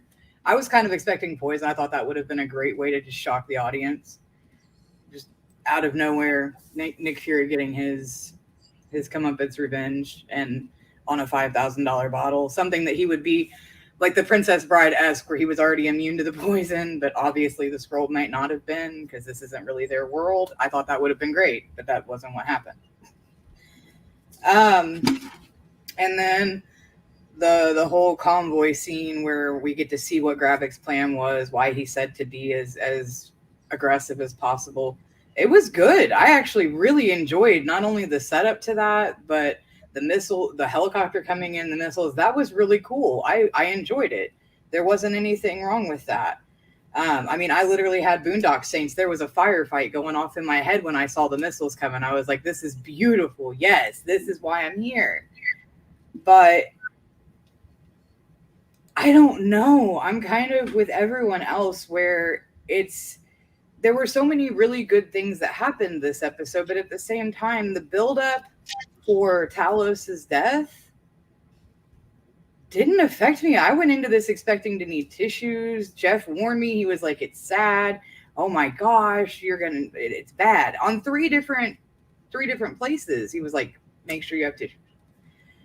I wasn't that sad. And I feel bad. I feel like a traitor because I love Talos' character, but the buildup to his death just felt so forced. It wasn't anything like Mariah's, where, albeit she might be alive. I'm Kendra, admit it. I called it, didn't I, on Monday? I said they're going to kill Talos in episode 4. That's really what it's Healy project. It's not even about who's a Skrull. It's who's gonna die. Like who's the red shirt in the vicinity. Like who's expendable at this point. But I mean, I felt so bad not being sad about it because I do love Talos's character. I love what he brings. I love the relationships that we see. I actually did genuinely enjoy his character. But the end of this, I was just like, what is this? It's a mulligan. It was convenient, and I didn't like that. It didn't have the effect that you wanted to have for somebody who was such an important and pivotal character. I just don't think they did. They did him worse than they did Hill, in my opinion. At least we had that beautiful scene with her mom where she was like, you know, it was beautiful. I mean, I don't want to rehash that because that'll make this too long. But it was a beautiful scene, and in this one, it just didn't have the same weight. So I didn't like the end. I think I'm going to be with Andres. I didn't like it. I was a no. Pass. Excellent. Thank you, Kendra. Yeah, I agree. The ending, that was just, I think, pure stupidity by their part, I think. Especially when you have such a good character that is very prominent in what it is. But just like with Gaia, though, we're not 100% sure. We don't know. And that's the whole thing with the comic book, era and the comic book themes is that anybody can be killed and resurrected. So we just don't know. But yeah, I definitely agree. I think that it was stupid to have the episode end like that, especially with it being only a 37-minute episode too. I just thought that was stupid as well. Nate, you had something you would like to add, sir? Yes, I actually was going to add something that Kendra's thought, and maybe it's because we've only seen. I think it might be because we've only seen his character like in one other film besides Spider-Man, that end credit scene. And I'm wondering if it's maybe because we haven't seen him as long as we saw Maria Hill. I mean, Maria Hill has been on an MCU character for really since the first Avengers movie. We got to know her for longer, even though she's hasn't been on as like Iron Man as long as Iron Man has, or as many times. But I'm wondering if it's to add on to your thought, it's Talos. He's only appeared in one other movie. So I'm wondering if that might have something to do with that. Thank you, Nate. Awesome. All right, Jeffrey, your turn, sir. Your thoughts on the end of the episode, sir. Well, first of all, at some point we talked about this on Monday a little bit, and I talked to Cyber about this too. At some point, we're going to put the private chat out publicly so people can see it here and there, like because it is honestly it's funny as shit. It really is. If people saw it, I think they'd love it. But like either way, as usual, guys, I'm enjoying the fuck out of hanging out with all of y'all. Y'all are good ass people. So thank you for being down to fucking chill with me Cyber like this and whatnot and get down like this. But either way, and also yes, whenever the fuck we get done with the show, I'm living, baby. I'm getting after it. So if anybody wants to keep on talking MCU Secret Invasion, let's fucking get after it. Let's do it. This might be a 5-hour live stream. Never know, maybe. Might be. 5 hours and 17.5 minutes, right, Andres? Anyways, no, hey, look. To me, it just made logical sense that Talos had to go. It gives Gaia inspiration. It motivates her, right? It gives her that what she needs inside of her to service in some version, her own version, what her father wanted, right? What he believed in. Maybe she saw it as naive, right? But that's how it always is with the youth and like and older parents, whatnot, right? They see, you know what I'm saying? Like, they rebel, like, you know what I'm saying? Like, they don't, they don't have the experience or the life experience or the time put it into life to grasp, like, some of these concepts, like that may seem simple and innocent and sort of like one-sided, right? But it's obvious that Talos like has a good heart, right? Like in the thumbnail, I put a little square, like a piece, a part in the thumbnail where you see Nick and Talos together, like embracing each other, because I honestly think that Talos was Nick's best friend. He was Nick's best friend. He was Nick's buddy, right? Like they were tight, right? Again, Nick is like Fury is very detached. He's not personable, right? Or very engageable. Him and Hill were like tight, but even then they were like jovial, like, not jovial. They were very like cordial, right? It's unfortunate that they had to drop the fucking like legit serious adult version of Hill on us for an episode, and then they had to kill her, right? Thanks a lot, fucking Feige. Appreciate you. And for Love and Thunder too.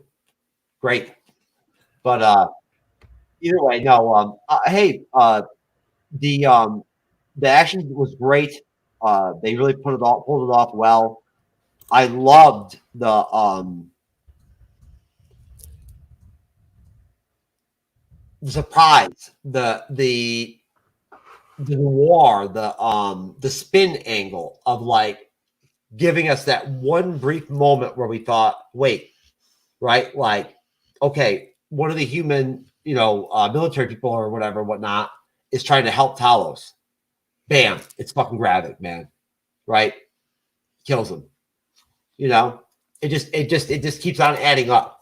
Right? Like when they add layers and wrinkles in these episodes in this series, they do it well. Right? It works. It flows. It's all good.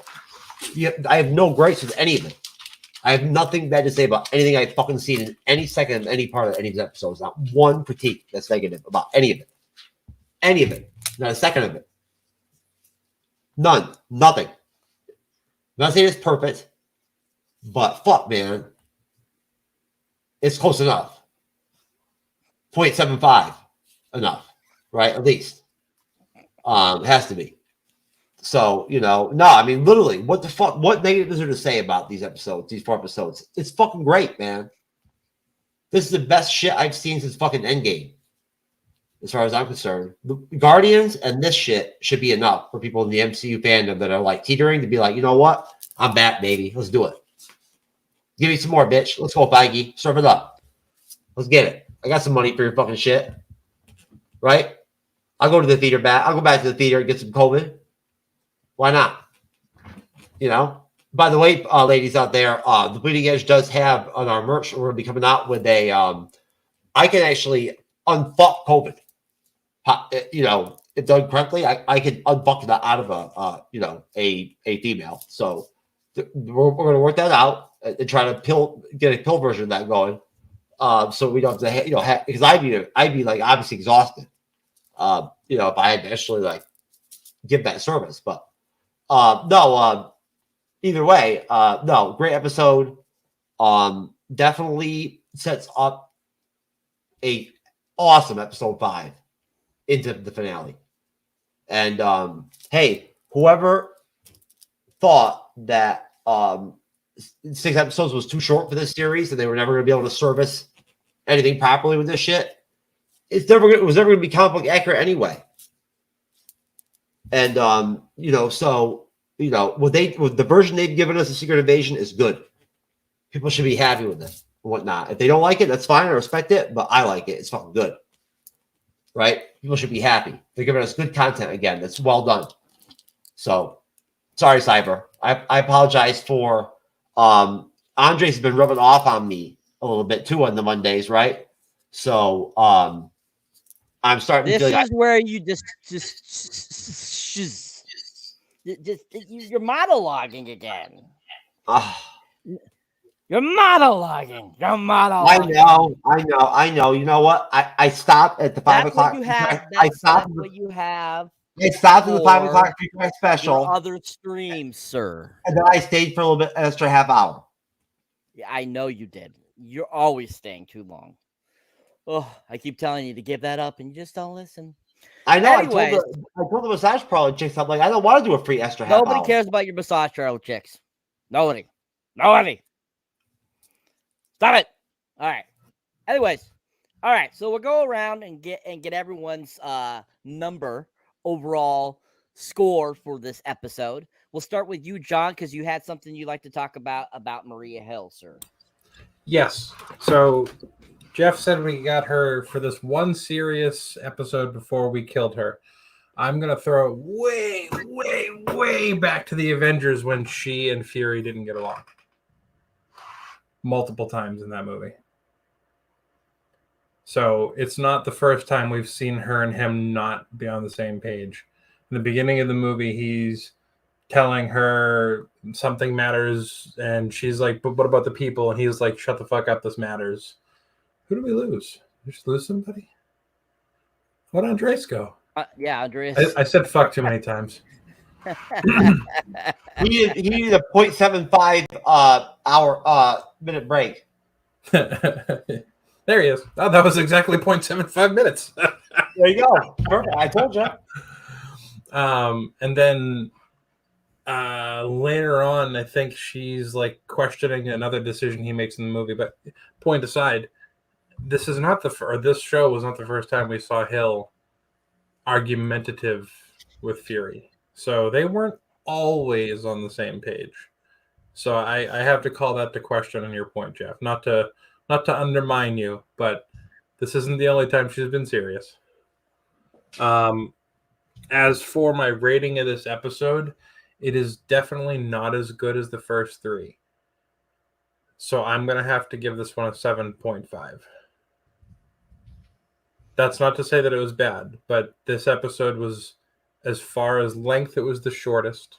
As far as filler, it had the most. And as far as action, I think it also had the least.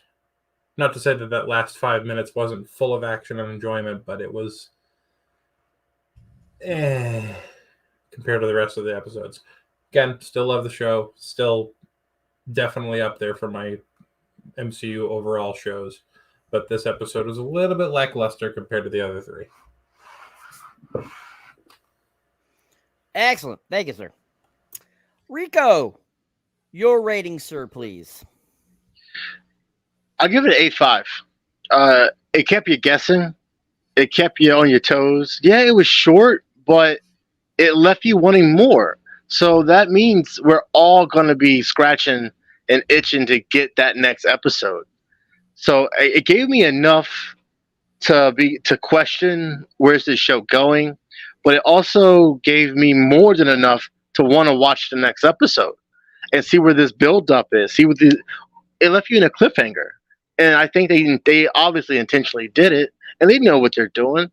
And I can't wait to the next episode. I can't wait to the final, because like I said earlier, I believe this episode we just watched is that bridge to the season finale. To touch base on Maria Hill, though, she, like I said, I don't believe she's dead, man. Like they showed her die, or they showed her body laying down. But Nick Fury died, in Winter Soldier. Look at him. He came back. They never showed her body. They wouldn't even let her mom see the body. So her death, I don't think it was confirmed. It was very misleading. And I think that's something that, we're gonna find out probably at the end of the last episode. When it comes to Gravik and Gaia, like I said, I don't think Talos and Gaia.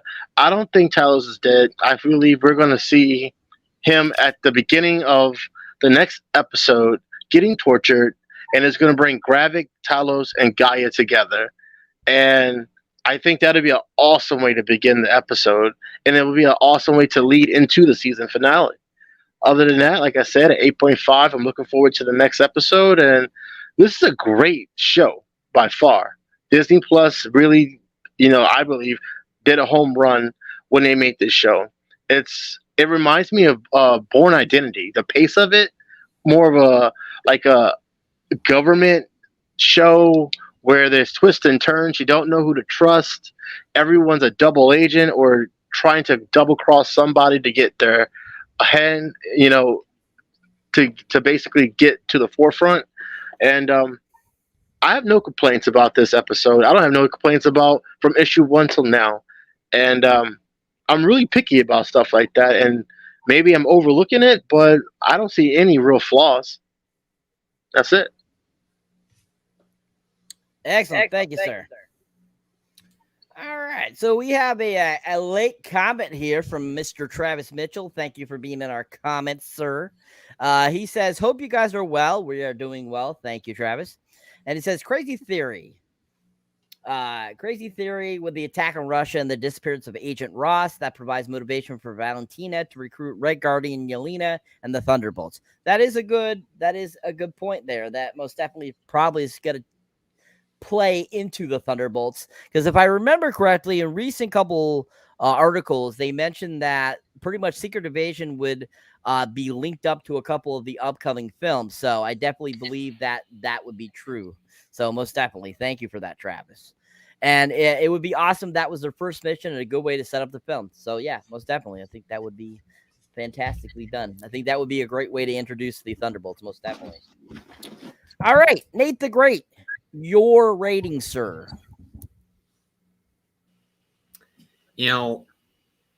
I do a lot of sports content shows, so I'm going to use an analogy with sports to give this rating. Somebody once told me that if you have to compare teams and to put one team higher than another, you have to get down to the nitty-gritty. And why I bring this up is this series left me getting into the nitty-gritty. Is how good it was.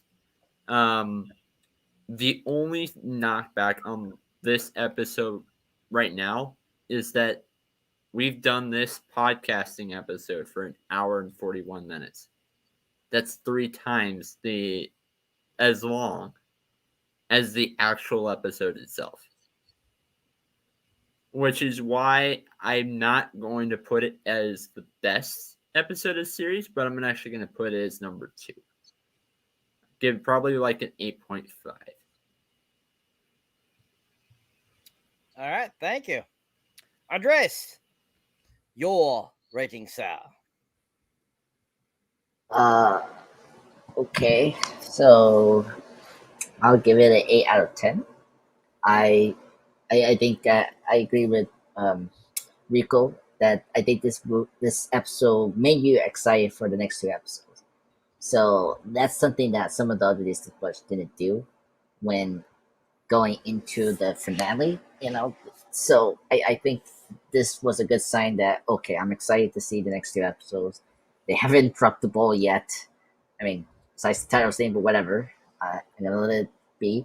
But as I said before, it's really just sticking the landing for the finale. And so I think right now I'm kind of happy we're kind of heading that direction. And it's good that I want to bring up Travis. Good point on Travis that if this leads up to Thunderbolts, then I'm 100% happy that this show is thank goodness we have this show. It is setting up something. So it's good. So yeah, 8 out of 10. But I agree with John. It's not the best episode of the series. I put it at 3rd after episode 2, and then my number 1 is episode 3. Okie dokie. Thank you. Kendra, your rating, please. Mine is a reserved 7. Because of one thing and one thing only. I don't necessarily see it as a flaw, and it could change my rating after I've seen the entire series. However, I feel like the death of Talos was rushed. It was petty. It was seen as an afterthought. And if you're going to kill someone who holds as much weight amongst the other Skrulls, why would you do it not in a place of power where everyone can see? You don't kill a man in the dark to make a point. You do it in front of everyone. And for me, it just doesn't make sense. So for me, everything else about the episode was great, but it's still going to be a reserve 7 until something changes my mind. Excellent. Thank you. All right, just to get Travis in here one more time, he says, imagine the last episode showing ghosts pop in, phase through the scrolls, removing their extremis, then John Walker just decapitates them. Would be rad. Ha ha. Which, yeah, that would be rad. I like to see John Walker do some real punishment like he did in Falcon the Winter Soldier. That was really awesome when he went to town on that Flagstaffer. What I like it, my issue is it does feel like a generic espionage show you'd see on Hulu, lacking the aesthetic of the MCU like one of the Netflix shows. I can see that. I can most definitely see that, Travis. Most definitely. I mean, the thing about the Netflix shows was, I think out of all of them, of course, Daredevil was the best of the series, simply for the fact that it got to the really nitty and gritty, I feel. So, I mean, yeah, I can definitely see from the other shows, most definitely very similar espionage type of feel. I definitely agree there with you, Travis, most definitely. So before I give Jeff his monologuing time, I'm going to give it a 6. I'm going to give this episode a 6. And I give it a 6 because I just felt like I didn't need all that backstory with Priscilla and Fury. I just think it took away from other areas they could have explored with this story, especially giving Gravik more time, or Gaia more time, or Talos more time. I felt like that was just unnecessary for this whole plot. And the killing of Talos at the end really pushed it over the edge for me. Anytime they kill a character, it automatically gets deducted 3 points by my scale. I think it's stupid when they kill off characters. I know you can return. I know they can bring them back, but at that point, it does not matter to me. I hate when they kill off characters. I think it's just stupid because they are the reason why people are watching your show. That's the reason. And, just like Kendra was saying about Talos, I agree with that. So, hands down, I give it a 6 because otherwise the rest of it was really great. The whole Rhodes thing, the whole Gaia thing, the Talos sequence with Gaia and the Fury sequence, with Rhodes. I think that all was just really fantastic, and that was very entertaining. That whole espionage, that whole action sequence at the end, I really enjoyed. That was really well done. So yeah, 6 out of 10 for me. All right, Jeff. Your rating, sir, and then I'll let you take us out.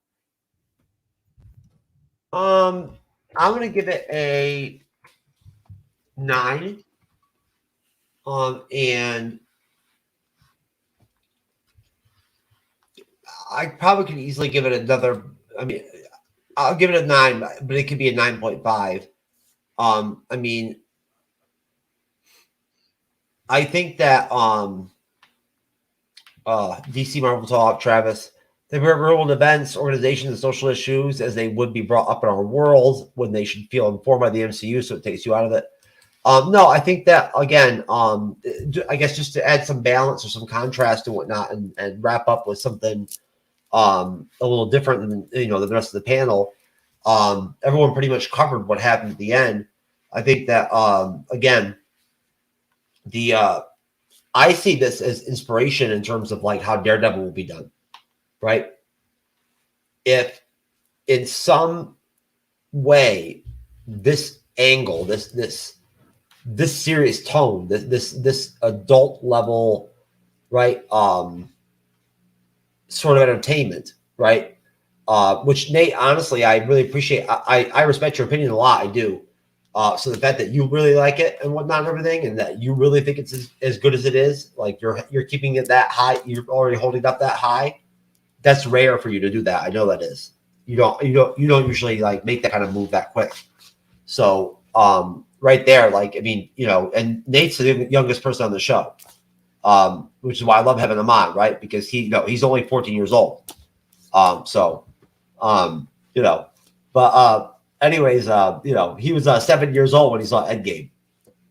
But just great directing, great. The score is nothing like us. It's not really doing anything for me or whatever, whatnot.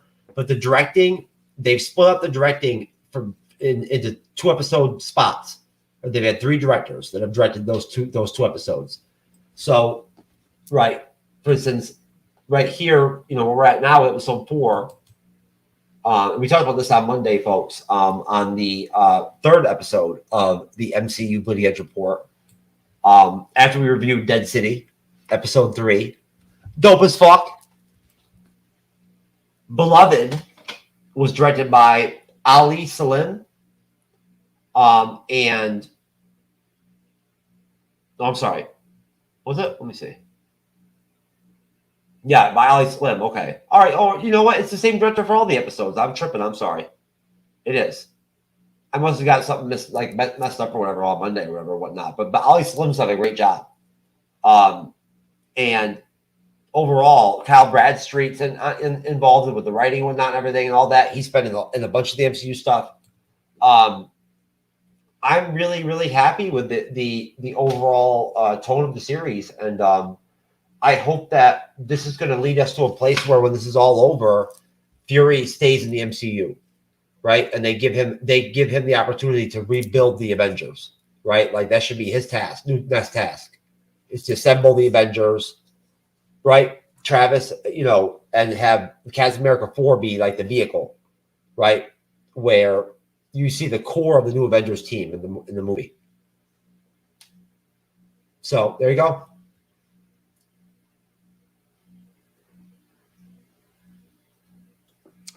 Okie dokie, artichoke. All right. So that is the end of the episode, folks. The end of this review. We hope you guys enjoyed it. Hope you guys enjoyed the huge panel we had tonight. And as always, you guys are rocking it out. And of course, we'll have plugs as we get out of here. So as we have Mr. Jeff pull them up for them, and we'll let them plug themselves out, and we'll get out of here. So whoever you like to pull up first, sir. Well, whoever wants to see who lines up first and shit and whatnot lying, bitch, what's up? What's the deal? Let's get down. No, I'm just kidding. I already had some of y'all pulled up and whatnot. Nate, am I plugging anything for you or whatever and whatnot? Or did you want to talk about something or? Well, recently, because of class, I've been sticking just doing one show. And that Sports Status comes on. I would try to do a show usually anywhere from 1 to 3 days a week. Definitely been talking about NFL coming up with that season and stuff. So really, it's just been Sports Status for me recently. Okay, most definitely. I didn't know. I wasn't sure. I thought maybe you were going to announce that you had become like polyamorous or something, or like I didn't know. Right? Earlier when you told me that you had something big to like talk about or whatever the show. I didn't know it had to do with Secret Invasion. I thought it was going to be some interesting shit. I'm just kidding, man. That's fine. What do you are you other than the sports stuff? Are you still doing any of your podcast stuff or any of your YouTube stuff that has anything to do with fandom related or DC or anything like that, whatnot? Yes, but I only do those when I am taking a break from school. Well, when we have time, when we get back to doing DC animated reviews, the DC animated film reviews, Nate, you should come back on and do one with us, brother. All right? Oh, okay. So, Nico, my friend, Reflection Comics. Now Nico. Rico. Rico, I'm sorry. Oh, my bad. I'm just messing with you, man. You're good, bro. What besides your Facebook page would you like me to pull up? Every page, everything from TikTok, Twitter, Instagram. Okay. My location, Punta Gorda, Florida. I wasn't sure. All right. I got you. Come on down to Reflection Comics and pick up some Secret Invasion comics from the new Avengers. I got the entire saga, trade paperback and individual copies. All first print. Yeah. I've got you, brother.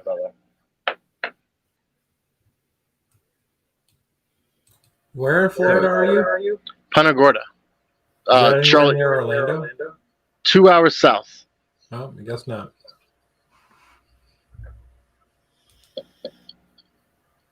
It's a bit of a hike from Orlando.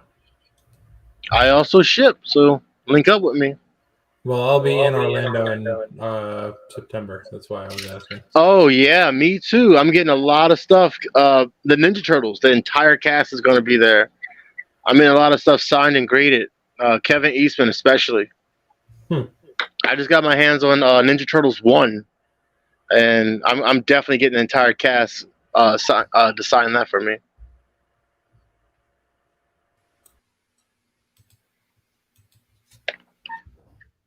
All right, Rob. Is there anyone going to pull up? I'm trying to find your Discord real quick. I got you. Here you go. My bad.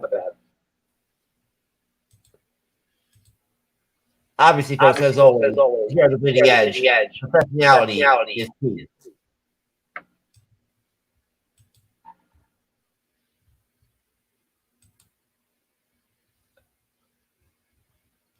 All right, there you go, man. What's up? Spit your shit. Like I said, Reflection Comics, located here in Punta Gorda, Florida. Only comic book shop in town. I got you, man. I'm with you. And we're going to do a show over at Reflection Comics with Rico. I'm going to get over there. And see if we can't eliminate these different dimensions and shit and whatnot, and the multiverse of madness that we're ending up with because of my lazy ass. But I've been there. It's dope over there. I had a good time. I bought some comics. It was enjoyable. I don't like the long sleeve fucking shit on Wolverine like that and whatnot. It does not look comic book accurate. I don't like that shit. But other than that, Reflection Comics is dope. And I heard, don't tell anybody, this is some secret, is some inside information, but I heard you can actually get some crack rock too, with like a certain special if you buy a couple comics or whatever. So, in the meantime, Jeff, really quickly, I got to ask, what's your problem with that outfit? Is it the sleeves? I don't like the sleeves. It makes why the fuck are you wearing sleeves? Why would you say that? I can tell you exactly why it's the sleeves. And I can tell you why he's wearing them. He doesn't wear the sleeves in the comics. He's wearing the sleeves in the movie because he's very susceptible to melanoma. I'm not even kidding. He's actually very susceptible to skin cancer. That's why he's wearing the sleeves. It's true. It's for medical reasons, which is good. Okay, Andres, please, sir. Yeah. Has your subscriber count gone up at all since last time you at least give us the red belt. Yeah. Right? Like, and dull down the yellow. It doesn't. Comic book actors. Damn it. Oh my god. We're getting yellow and spandex. Let's take echoing is fucking killing me, man. Hey. I wish we didn't. Yeah. We need the mask. That's the thing. I want to see the mask. That's all right. Hold on. Andres, spit your plugs out. What's up? Okay. So Andreas Pop Culture Channel presents. Yes, I got increased. I got 782 subscribers. Again, thank you everyone for supporting me. Just hit that subscribe button and hit that like button. It's been very sincere. Thank you everyone. So I just posted recently a top 8 favorite Ant-Man villains. Tomorrow I'm gonna put a Mission Impossible Ghost Protocol movie tribute because today Mission Impossible Dead Reckoning Part 1 has been released. And no worry, folks, I'm gonna see it tomorrow night with my mom. I'm very excited for it. So probably I'll discuss that in the Monday report. But yeah, so that's the content you're gonna see in this channel. So thank you everyone. Just hit that subscribe button and hit that like button. Thank you. Hell yeah, baby. That's right. You better fucking hook Andres up. What's the deal? All right. Kendra Smart. You wonderful, wonderful guest, you. Killing it on the panel. Killing it. It's like Secret Invasion. I do my best. All right. There you are, my friend. Dark Knight News. Yes. Would you like me to pull up? Oh, you take your pick. I apologize.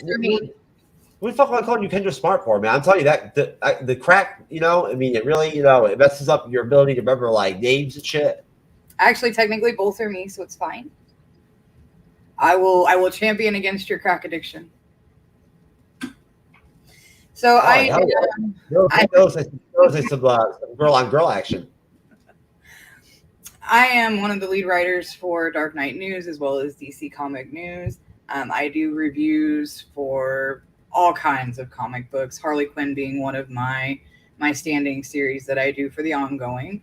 I mean, my reviews are here. I gave the link for that. You can find me on Twitter, Facebook, all the social medias. Basically what Rico said. Pretty much everywhere that you can find somebody on the internet, you can find me. Except for OnlyFans, sorry. But if anybody's froggy, Twitter's probably the easiest place to get a hold of me. So feel free to stop by and say hi. That's right. She's very friendly. I am.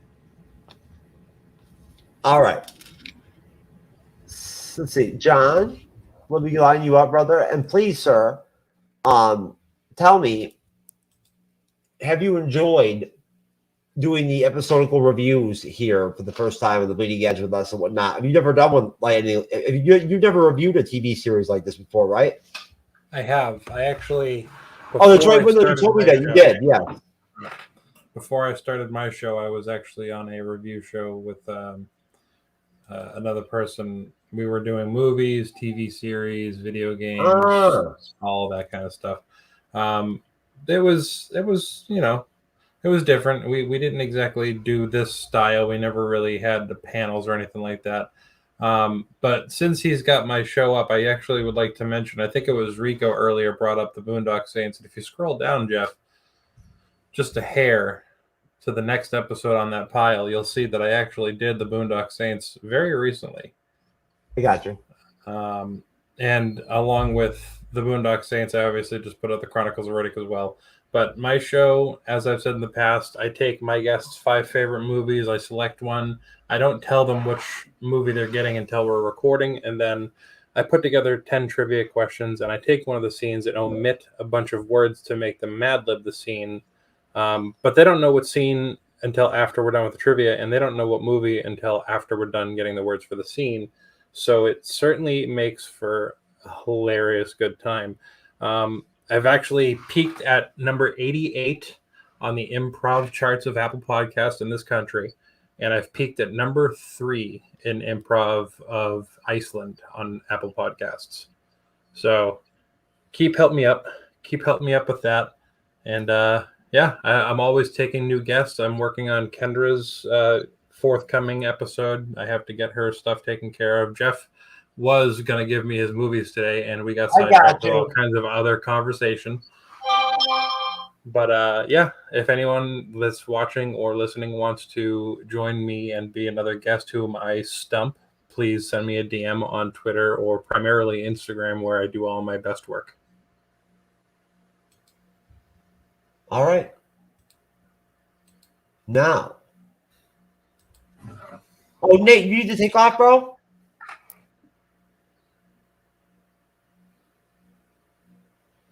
Nate, if you need to drop, man, you can drop off wherever you want, man. You can take off. You're muted.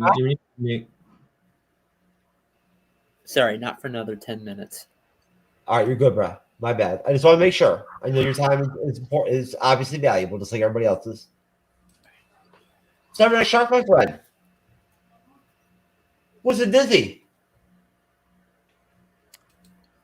So, if you enjoy me moderating or me on the panel here over at the Bleeding Edge, you can definitely check out my solo content or Cyberneticshark. You can find me on YouTube, TikTok, Twitter, Instagram, Facebook, everywhere you can, just like everyone else says, on pretty much any social media, you can check me out. And as you can see, I'm still at 679. For some reason, it keeps bouncing up a couple and bouncing back a couple, the usual YouTube algorithm shit. And like we always say, try to get me and Mr. Andreas up to that 1,000 mark. You guys have been awesome doing that. But you can see my most recent trailer reactions are up there for Insidious: The Red Door, which just came out in theaters last Friday, And of course, the new Liam Neeson film that will be coming out in August called Retribution. Definitely check out that trailer. That movie looks like it's gonna be awesome. Your classic Liam Neeson film, Taken, all that good stuff. And definitely check out The Outlaws too, which just premiered on Netflix. Really funny freaking film. Loved it. Definitely will be doing a review for that one soon. And keep your eyes out for my Indiana Jones review. It'll be coming up. That's right, folks. You fucking heard it. If Cyberneticshark says it, that's it. What's up, bitch? It's done. It's over. No, I'm just kidding. Anyways, folks, look, we appreciate, honestly, Cyber, I really appreciate all of you. Kendra, John, right? Rico, Andres, Nate, thank you so much. Honestly, it's been nothing but literally a blessing and nothing but fun and nothing but a sense of like a camaraderie to be able to like review the episodes together and whatnot. Nate, thank you for jumping on with us. It's been a long time, man. Good to see you, right? You look good. You know what I'm saying? I hope that everything's going well with you and your family. John, I've got you on those movies, bro. I'm telling you, right? It's not my fault that you fucking you dropped 17-minute Andres level shits on me and whatnot and fuck me up. So I forget shit and whatnot. So, Rico, appreciate you, bro. Thank you, man. Right? Thanks for having me, man. Once again, I really appreciate you guys having me, and I'm looking forward to the next one. No problem, brother. No problem. I'm coming to see you tomorrow. I'm closed on Thursdays. I catch you Friday, bro. That's right. Oh, you know what? I'll talk to you. Give me a call, man. I'll catch you later, bro. I'll call you. All right, guys. Appreciate it. All right. Now the echo's gone. Anyway. All right. So I'm going to keep on rocking. Anybody who wants to drop at this point, like as we do here on the Bleeding Edge here and whatnot, that wants, needs to get up in the morning from work or whatever and whatnot, is happy to take off. But I ain't plugging nothing. I'm gonna keep on rocking. I'm gonna solo live myself. I don't give a fuck. But if any of y'all motherfuckers wanna rock and shit and whatnot, we'll grind. You feel me? Because I've got lots more to say that I wrote down and shit about the episode we want to get out. I figured, you know what I'm saying? We had a big panel. So, Cyber, I know you probably have to work in the morning, right? Yep, I'm out. All right, brother. Hey, I love you, man. Good job. Have a good night, guys. Good night. All right. Oh shit, we ended up me, you, and Cyber, Nate, and Cyber's in the Iceman zone again. Yeah. So what's up, man? What's the deal? What's the scoop? How you been doing? You good? Yeah, I'm doing good. Recently,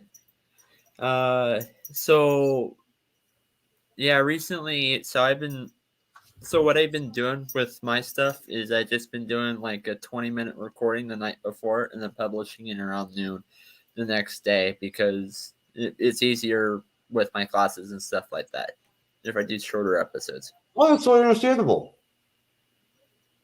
No, I mean, like I said, I'm really happy that you came on. We've had nothing but like a great squad. Right?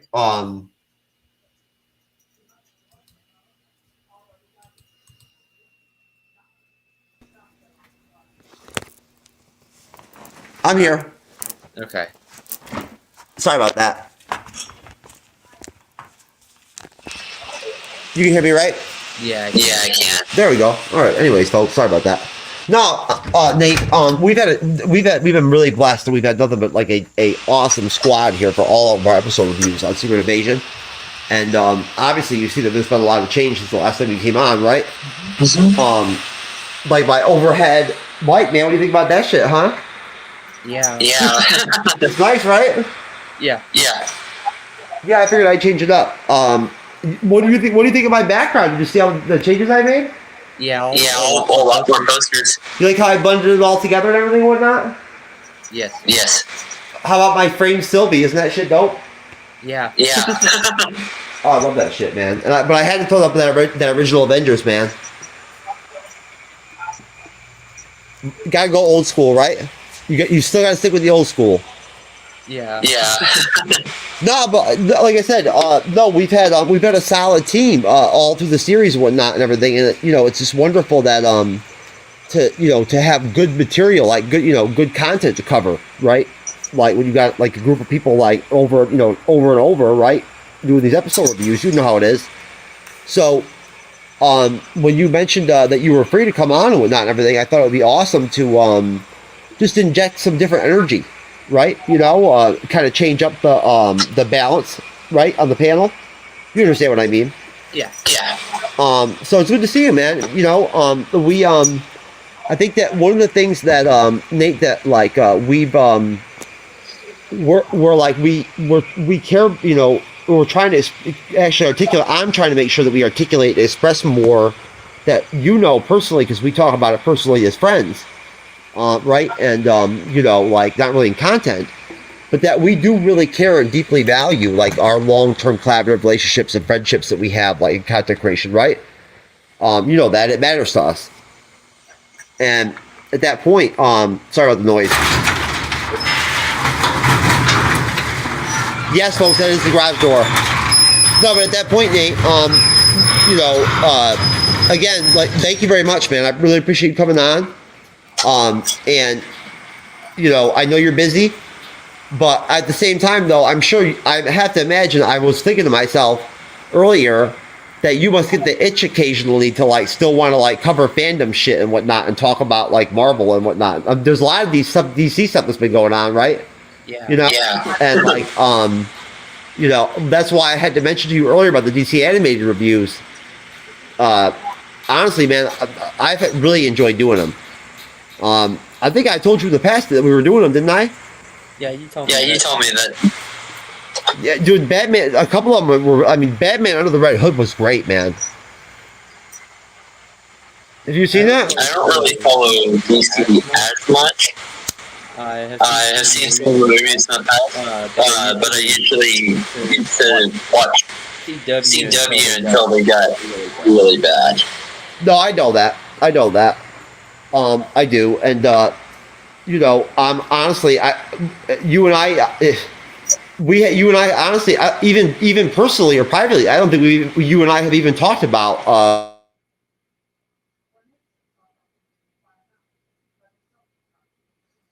And Jeff is freezing out again. Oh, I'm freezing? Yeah. Yeah. You might be. Me, but no, it's the Wi-Fi line in the garage. It's right here. That's what it is. Can you hear me now? Yeah, I can hear you. Yeah, I can hear you. Yeah, sorry about that. I apologize. No, this I wanted to show you, Nate. Check it out, man. Research for Andor Season 1 recap and breakdown this Sunday, right? Yeah. Hell yeah, man. Let me know what you're doing on Sunday, 7 o'clock p.m. Eastern, folks, 4 p.m. Pacific. We will be doing the first part of our Andor Season 1 recap and breakdown, which is going to be dope as hell. And I cannot wait. I might be able to make the second. Oh, right now, I love it. Andor. I might be able to make this second half of that. That would be dope. That'd be awesome. I would Andor, right? Yeah. You did one of our Andor reviews, didn't you? No, but I did do Mandalorian. Oh, that's right. Well, you better make sure that you come around for Andor Season 2. Right? Yeah. Because that's it. We're only going to get that second season, and that's it. I'm hoping that they do the same amount of episodes as they did the first season. I think they did, 11? Or 10? I think it was 10. Yeah. I hope they maintain that. I'm watching Clone Wars right now, man. Did I tell you that? No, you didn't. Yeah, I'm gonna watch Rebels before I get ready for Ahsoka. Oh, make sure that you stay in touch with me about Ahsoka, man. I'm gonna be watching that when it comes out. You know we'll be covering it, right? I mean, you know what I'm saying? Yeah. And they're doing it on Wednesdays too. But I was worried there for a while that they might have them on Fridays, but they're gonna be on Wednesdays. So is Loki. Yeah, Loki. Okay. Yeah, Loki was supposed to be Fridays for the longest time that we thought it would be Fridays, but it actually is going to be Wednesday. It'll be Wednesdays. That's interesting. I've got the dates written down in my scheduling book and whatnot and everything and all that, but I just can't remember exactly what dates they are. But Ahsoka comes out soon. It's like right in August.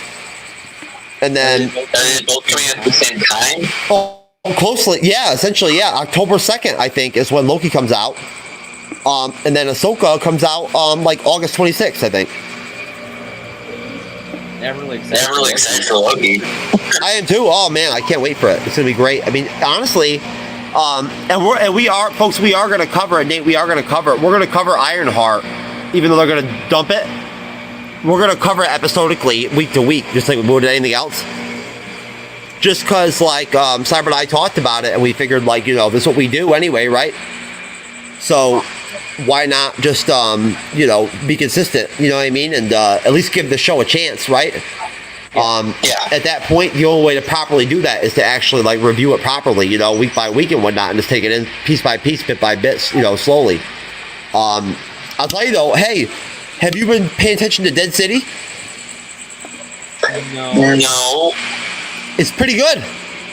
I probably will watch it after my health and fitness course, the school and class I'm taking right now, is going to end in a couple of weeks.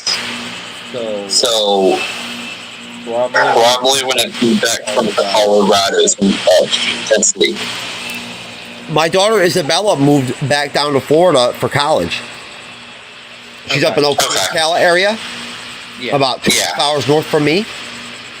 And so this weekend I'm actually going to drive to Ocala and spend the weekend with her. I'm actually going to remote do some of my shows over there. Which should be fun because you and I haven't talked personally. In fact, you know what? I'll probably, if anything, what do you have going on, Nate? That you said you had to go. Just watching a tribute show because another content creator right now, sadly she passed away not too long ago. And so I'm going to be watching the tribute show that's coming on in a few minutes. Oh, I understand completely. No, I was going to say, I never had a chance to tell you about my and Cyber's time over in Daytona Beach at Rockville. But you know what? Maybe during the week, I'll hit you up during the weekend. Maybe we can talk on the phone on the weekend or not. We can chat a little bit. Okay. I want to tell you about what Bandmate was like live. I know you want to hear about it. Yeah. It was good, man. Honestly, no bullshit, Nate. It's been over a month, and I still have not even like attempted to even try to go out and make a video and actually talk about my experience like all the other Bandmate fandom people, right? Yeah. They do it automatically, Like I don't know what to say, I really don't. I don't know what to say about it because I just was like, I should get a voice play poster. Well, you know what? I never fan cam before. No, what you said? What poster? A voice play poster. Oh well, no. I mean, either way, I never fan cam before, right? Like I never have. I mean. When I used to go to concerts, I was like your age. Nobody we used cell phones, but nobody recorded it at concerts, right? So I mean, we didn't do stuff like that. Are you kidding me? So I mean, I brought all this camera equipment with me, and now I know that it's crazy, but little live concert advice for fan camming folks. I brought all these expensive cameras with me and shit and whatnot and everything, right, to use and everything and whatnot, like Canon M100, my Canon M50 Mark V and shit and whatnot. They suck at that stuff. They're not good for that. You're better off with your cell phone. Seriously, honestly, all the best fan cam shit I got was from my cell phone. It was. Everything all my cameras that I used and whatnot, even with an external microphone, it didn't come out good at all. It really didn't. But Nate, I'll tell you, I haven't even shown you. Dude, but I cannot wait to go out and see my bass and unbox my bass, bro. I got a 4-string bass. Thank you, Ryan Meyer. So out there, Ryan, brother, thank you for giving me advice on that shit. You know who Ryan Meyer is, don't you? Name sounds familiar. He's one of the big reactors that reacts to all the J-Rock and J-Metal and whatnot and everything. Oh. Right? Yeah. Remember I told you about him before? I had him on the show before because one of his reactions was the ones that got me to ban me. Oh yeah. Yep, he came out. He likes DC too. He came out and covered DC with us when we did our Gun Saffron Slate show. Yeah, I don't think I was on that, but I think I seen that. Check this bitch out. Okay. I got the Canon Vixia line of cinematic 4K camcorders. Finally, I want one of them bitches. I got one. It's nasty, dude. That bitch is nasty. It's not the if you ever check them out, the Canon Vixia camcorders, they have another one that's like $4.5 grand that they say you can actually, that's like, they say that is like literally cinematic level. Like you could shoot commercials and shit with it and whatnot, right? Like, or whatever, you know, or like you could use it in a movie. But it's $4.5 grand, man. That's a big jump to like buy a camera. Sorry to end that, but they just started the show, so I'm gonna go ahead and hop off. It was good seeing you, brother. I'll talk to you later, man. Talk to you later. All right, brother. Well, there you go, folks. And I'm solo. How about that? Yeah, so anyways, I just wanted to basically kind of, you know, cut things off here by just, again, thanking everybody out there. And I'm going to cut this up too also. I want to cut this up and actually use it for like some, you know, some short 1 minute, 3 minute like promotional stuff and whatnot too. But either way, I want to thank Kendra. I want to thank John. I want to thank the fuck out of Andres, the Pop Ultra guy, for utterly being like such a stand-up dude and whatnot, and such a great, you know, contributor on the panel week after week after week with us and whatnot, and for killing it with me on the Monday shows too.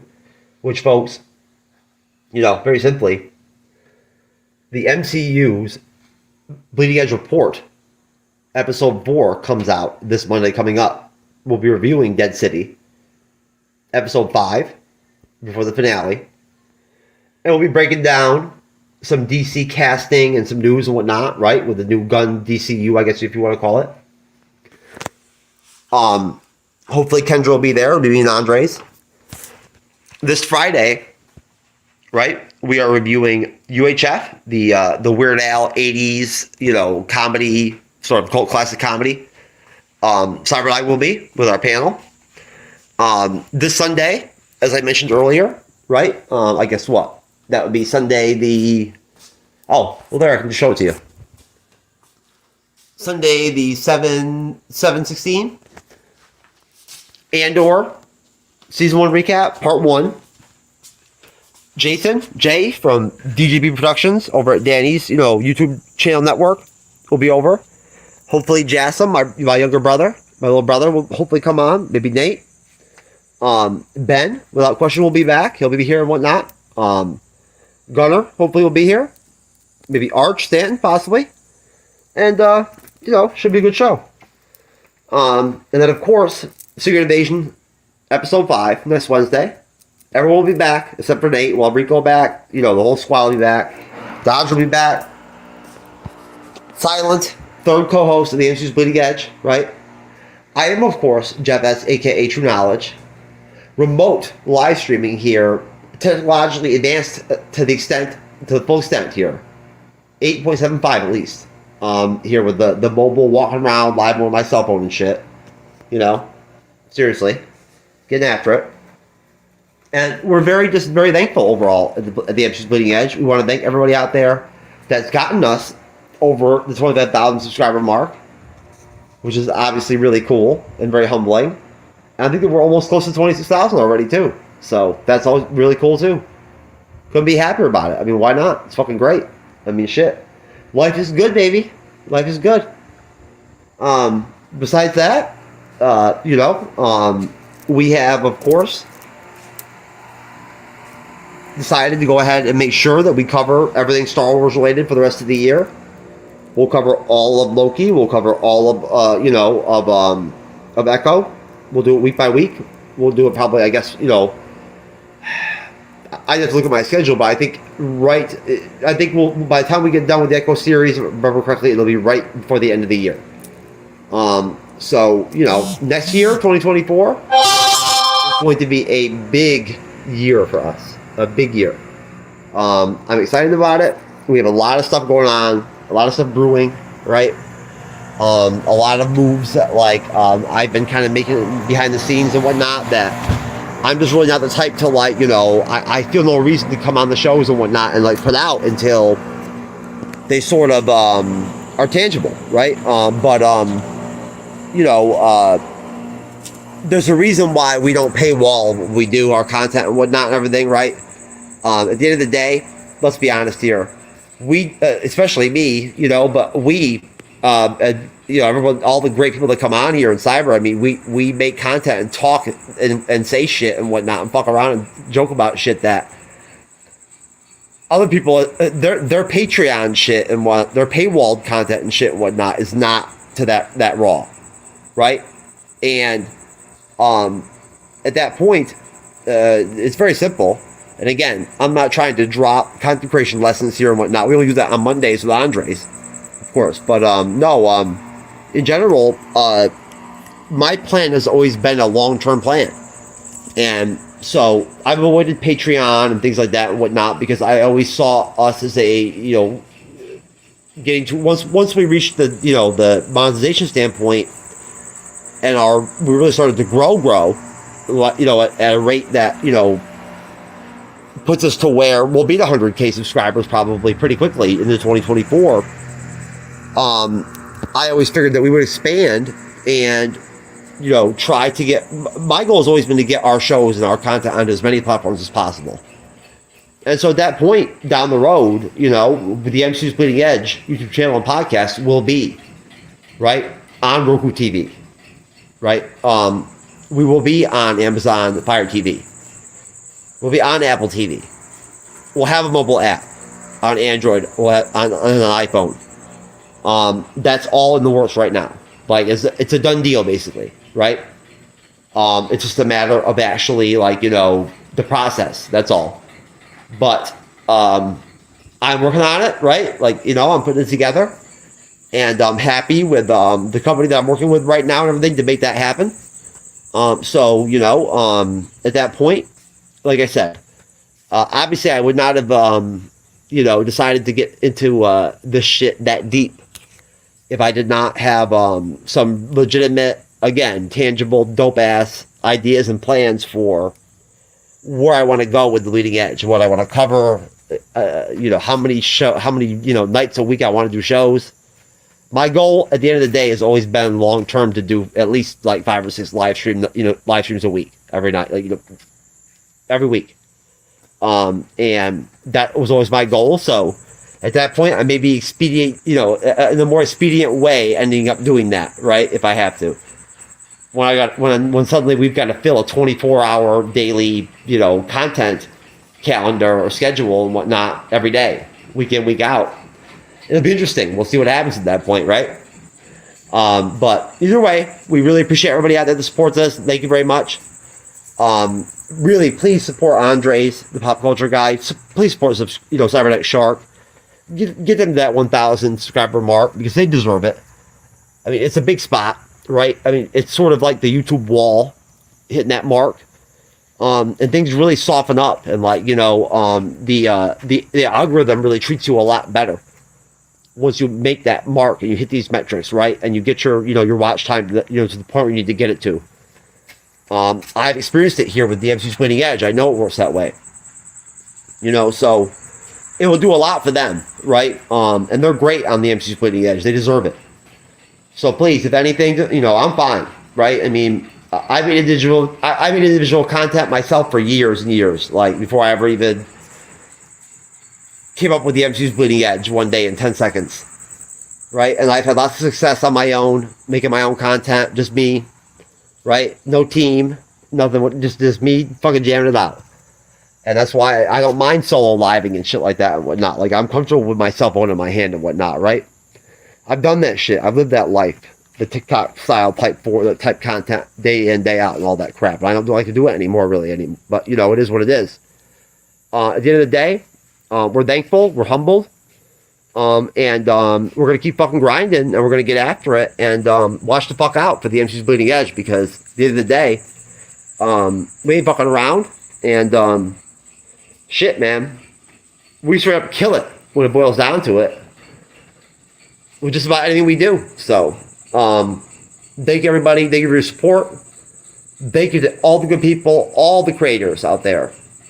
You know, all of the streamers, all of the YouTubers, all the podcasters that in any way come on the show one time helped us get to that mark. Right? Thank you to Alexis Hania. Right? Thank you to Renee, Loki's mom. Thank you to the podcast of champions, sakar.freeforums.net. And my friends over there. You know, thank you, Jasmine. So, you know, I mean, honestly, thank you, Sally MCU girl. Garner, I miss you, brother. Andrew from GNN, what's up? William.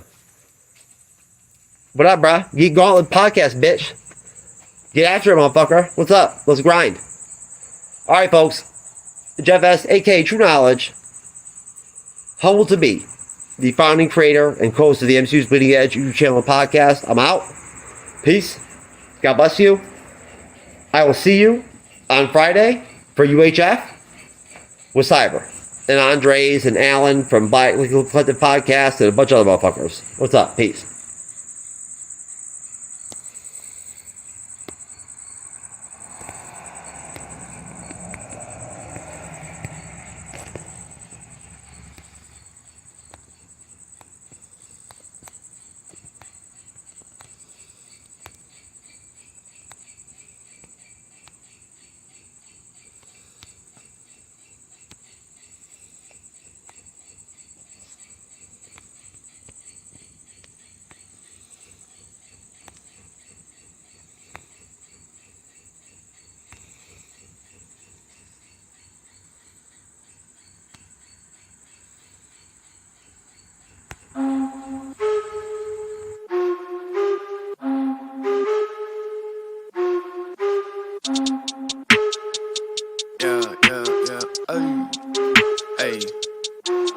Said, excuse me, but you don't understand where I'm at. I was all around the world, on span, across the map. I've been laying low and now it's time to pop up, bitch, I'm back. Now I'ma run it up. Snooze on the kid that you dumb or what?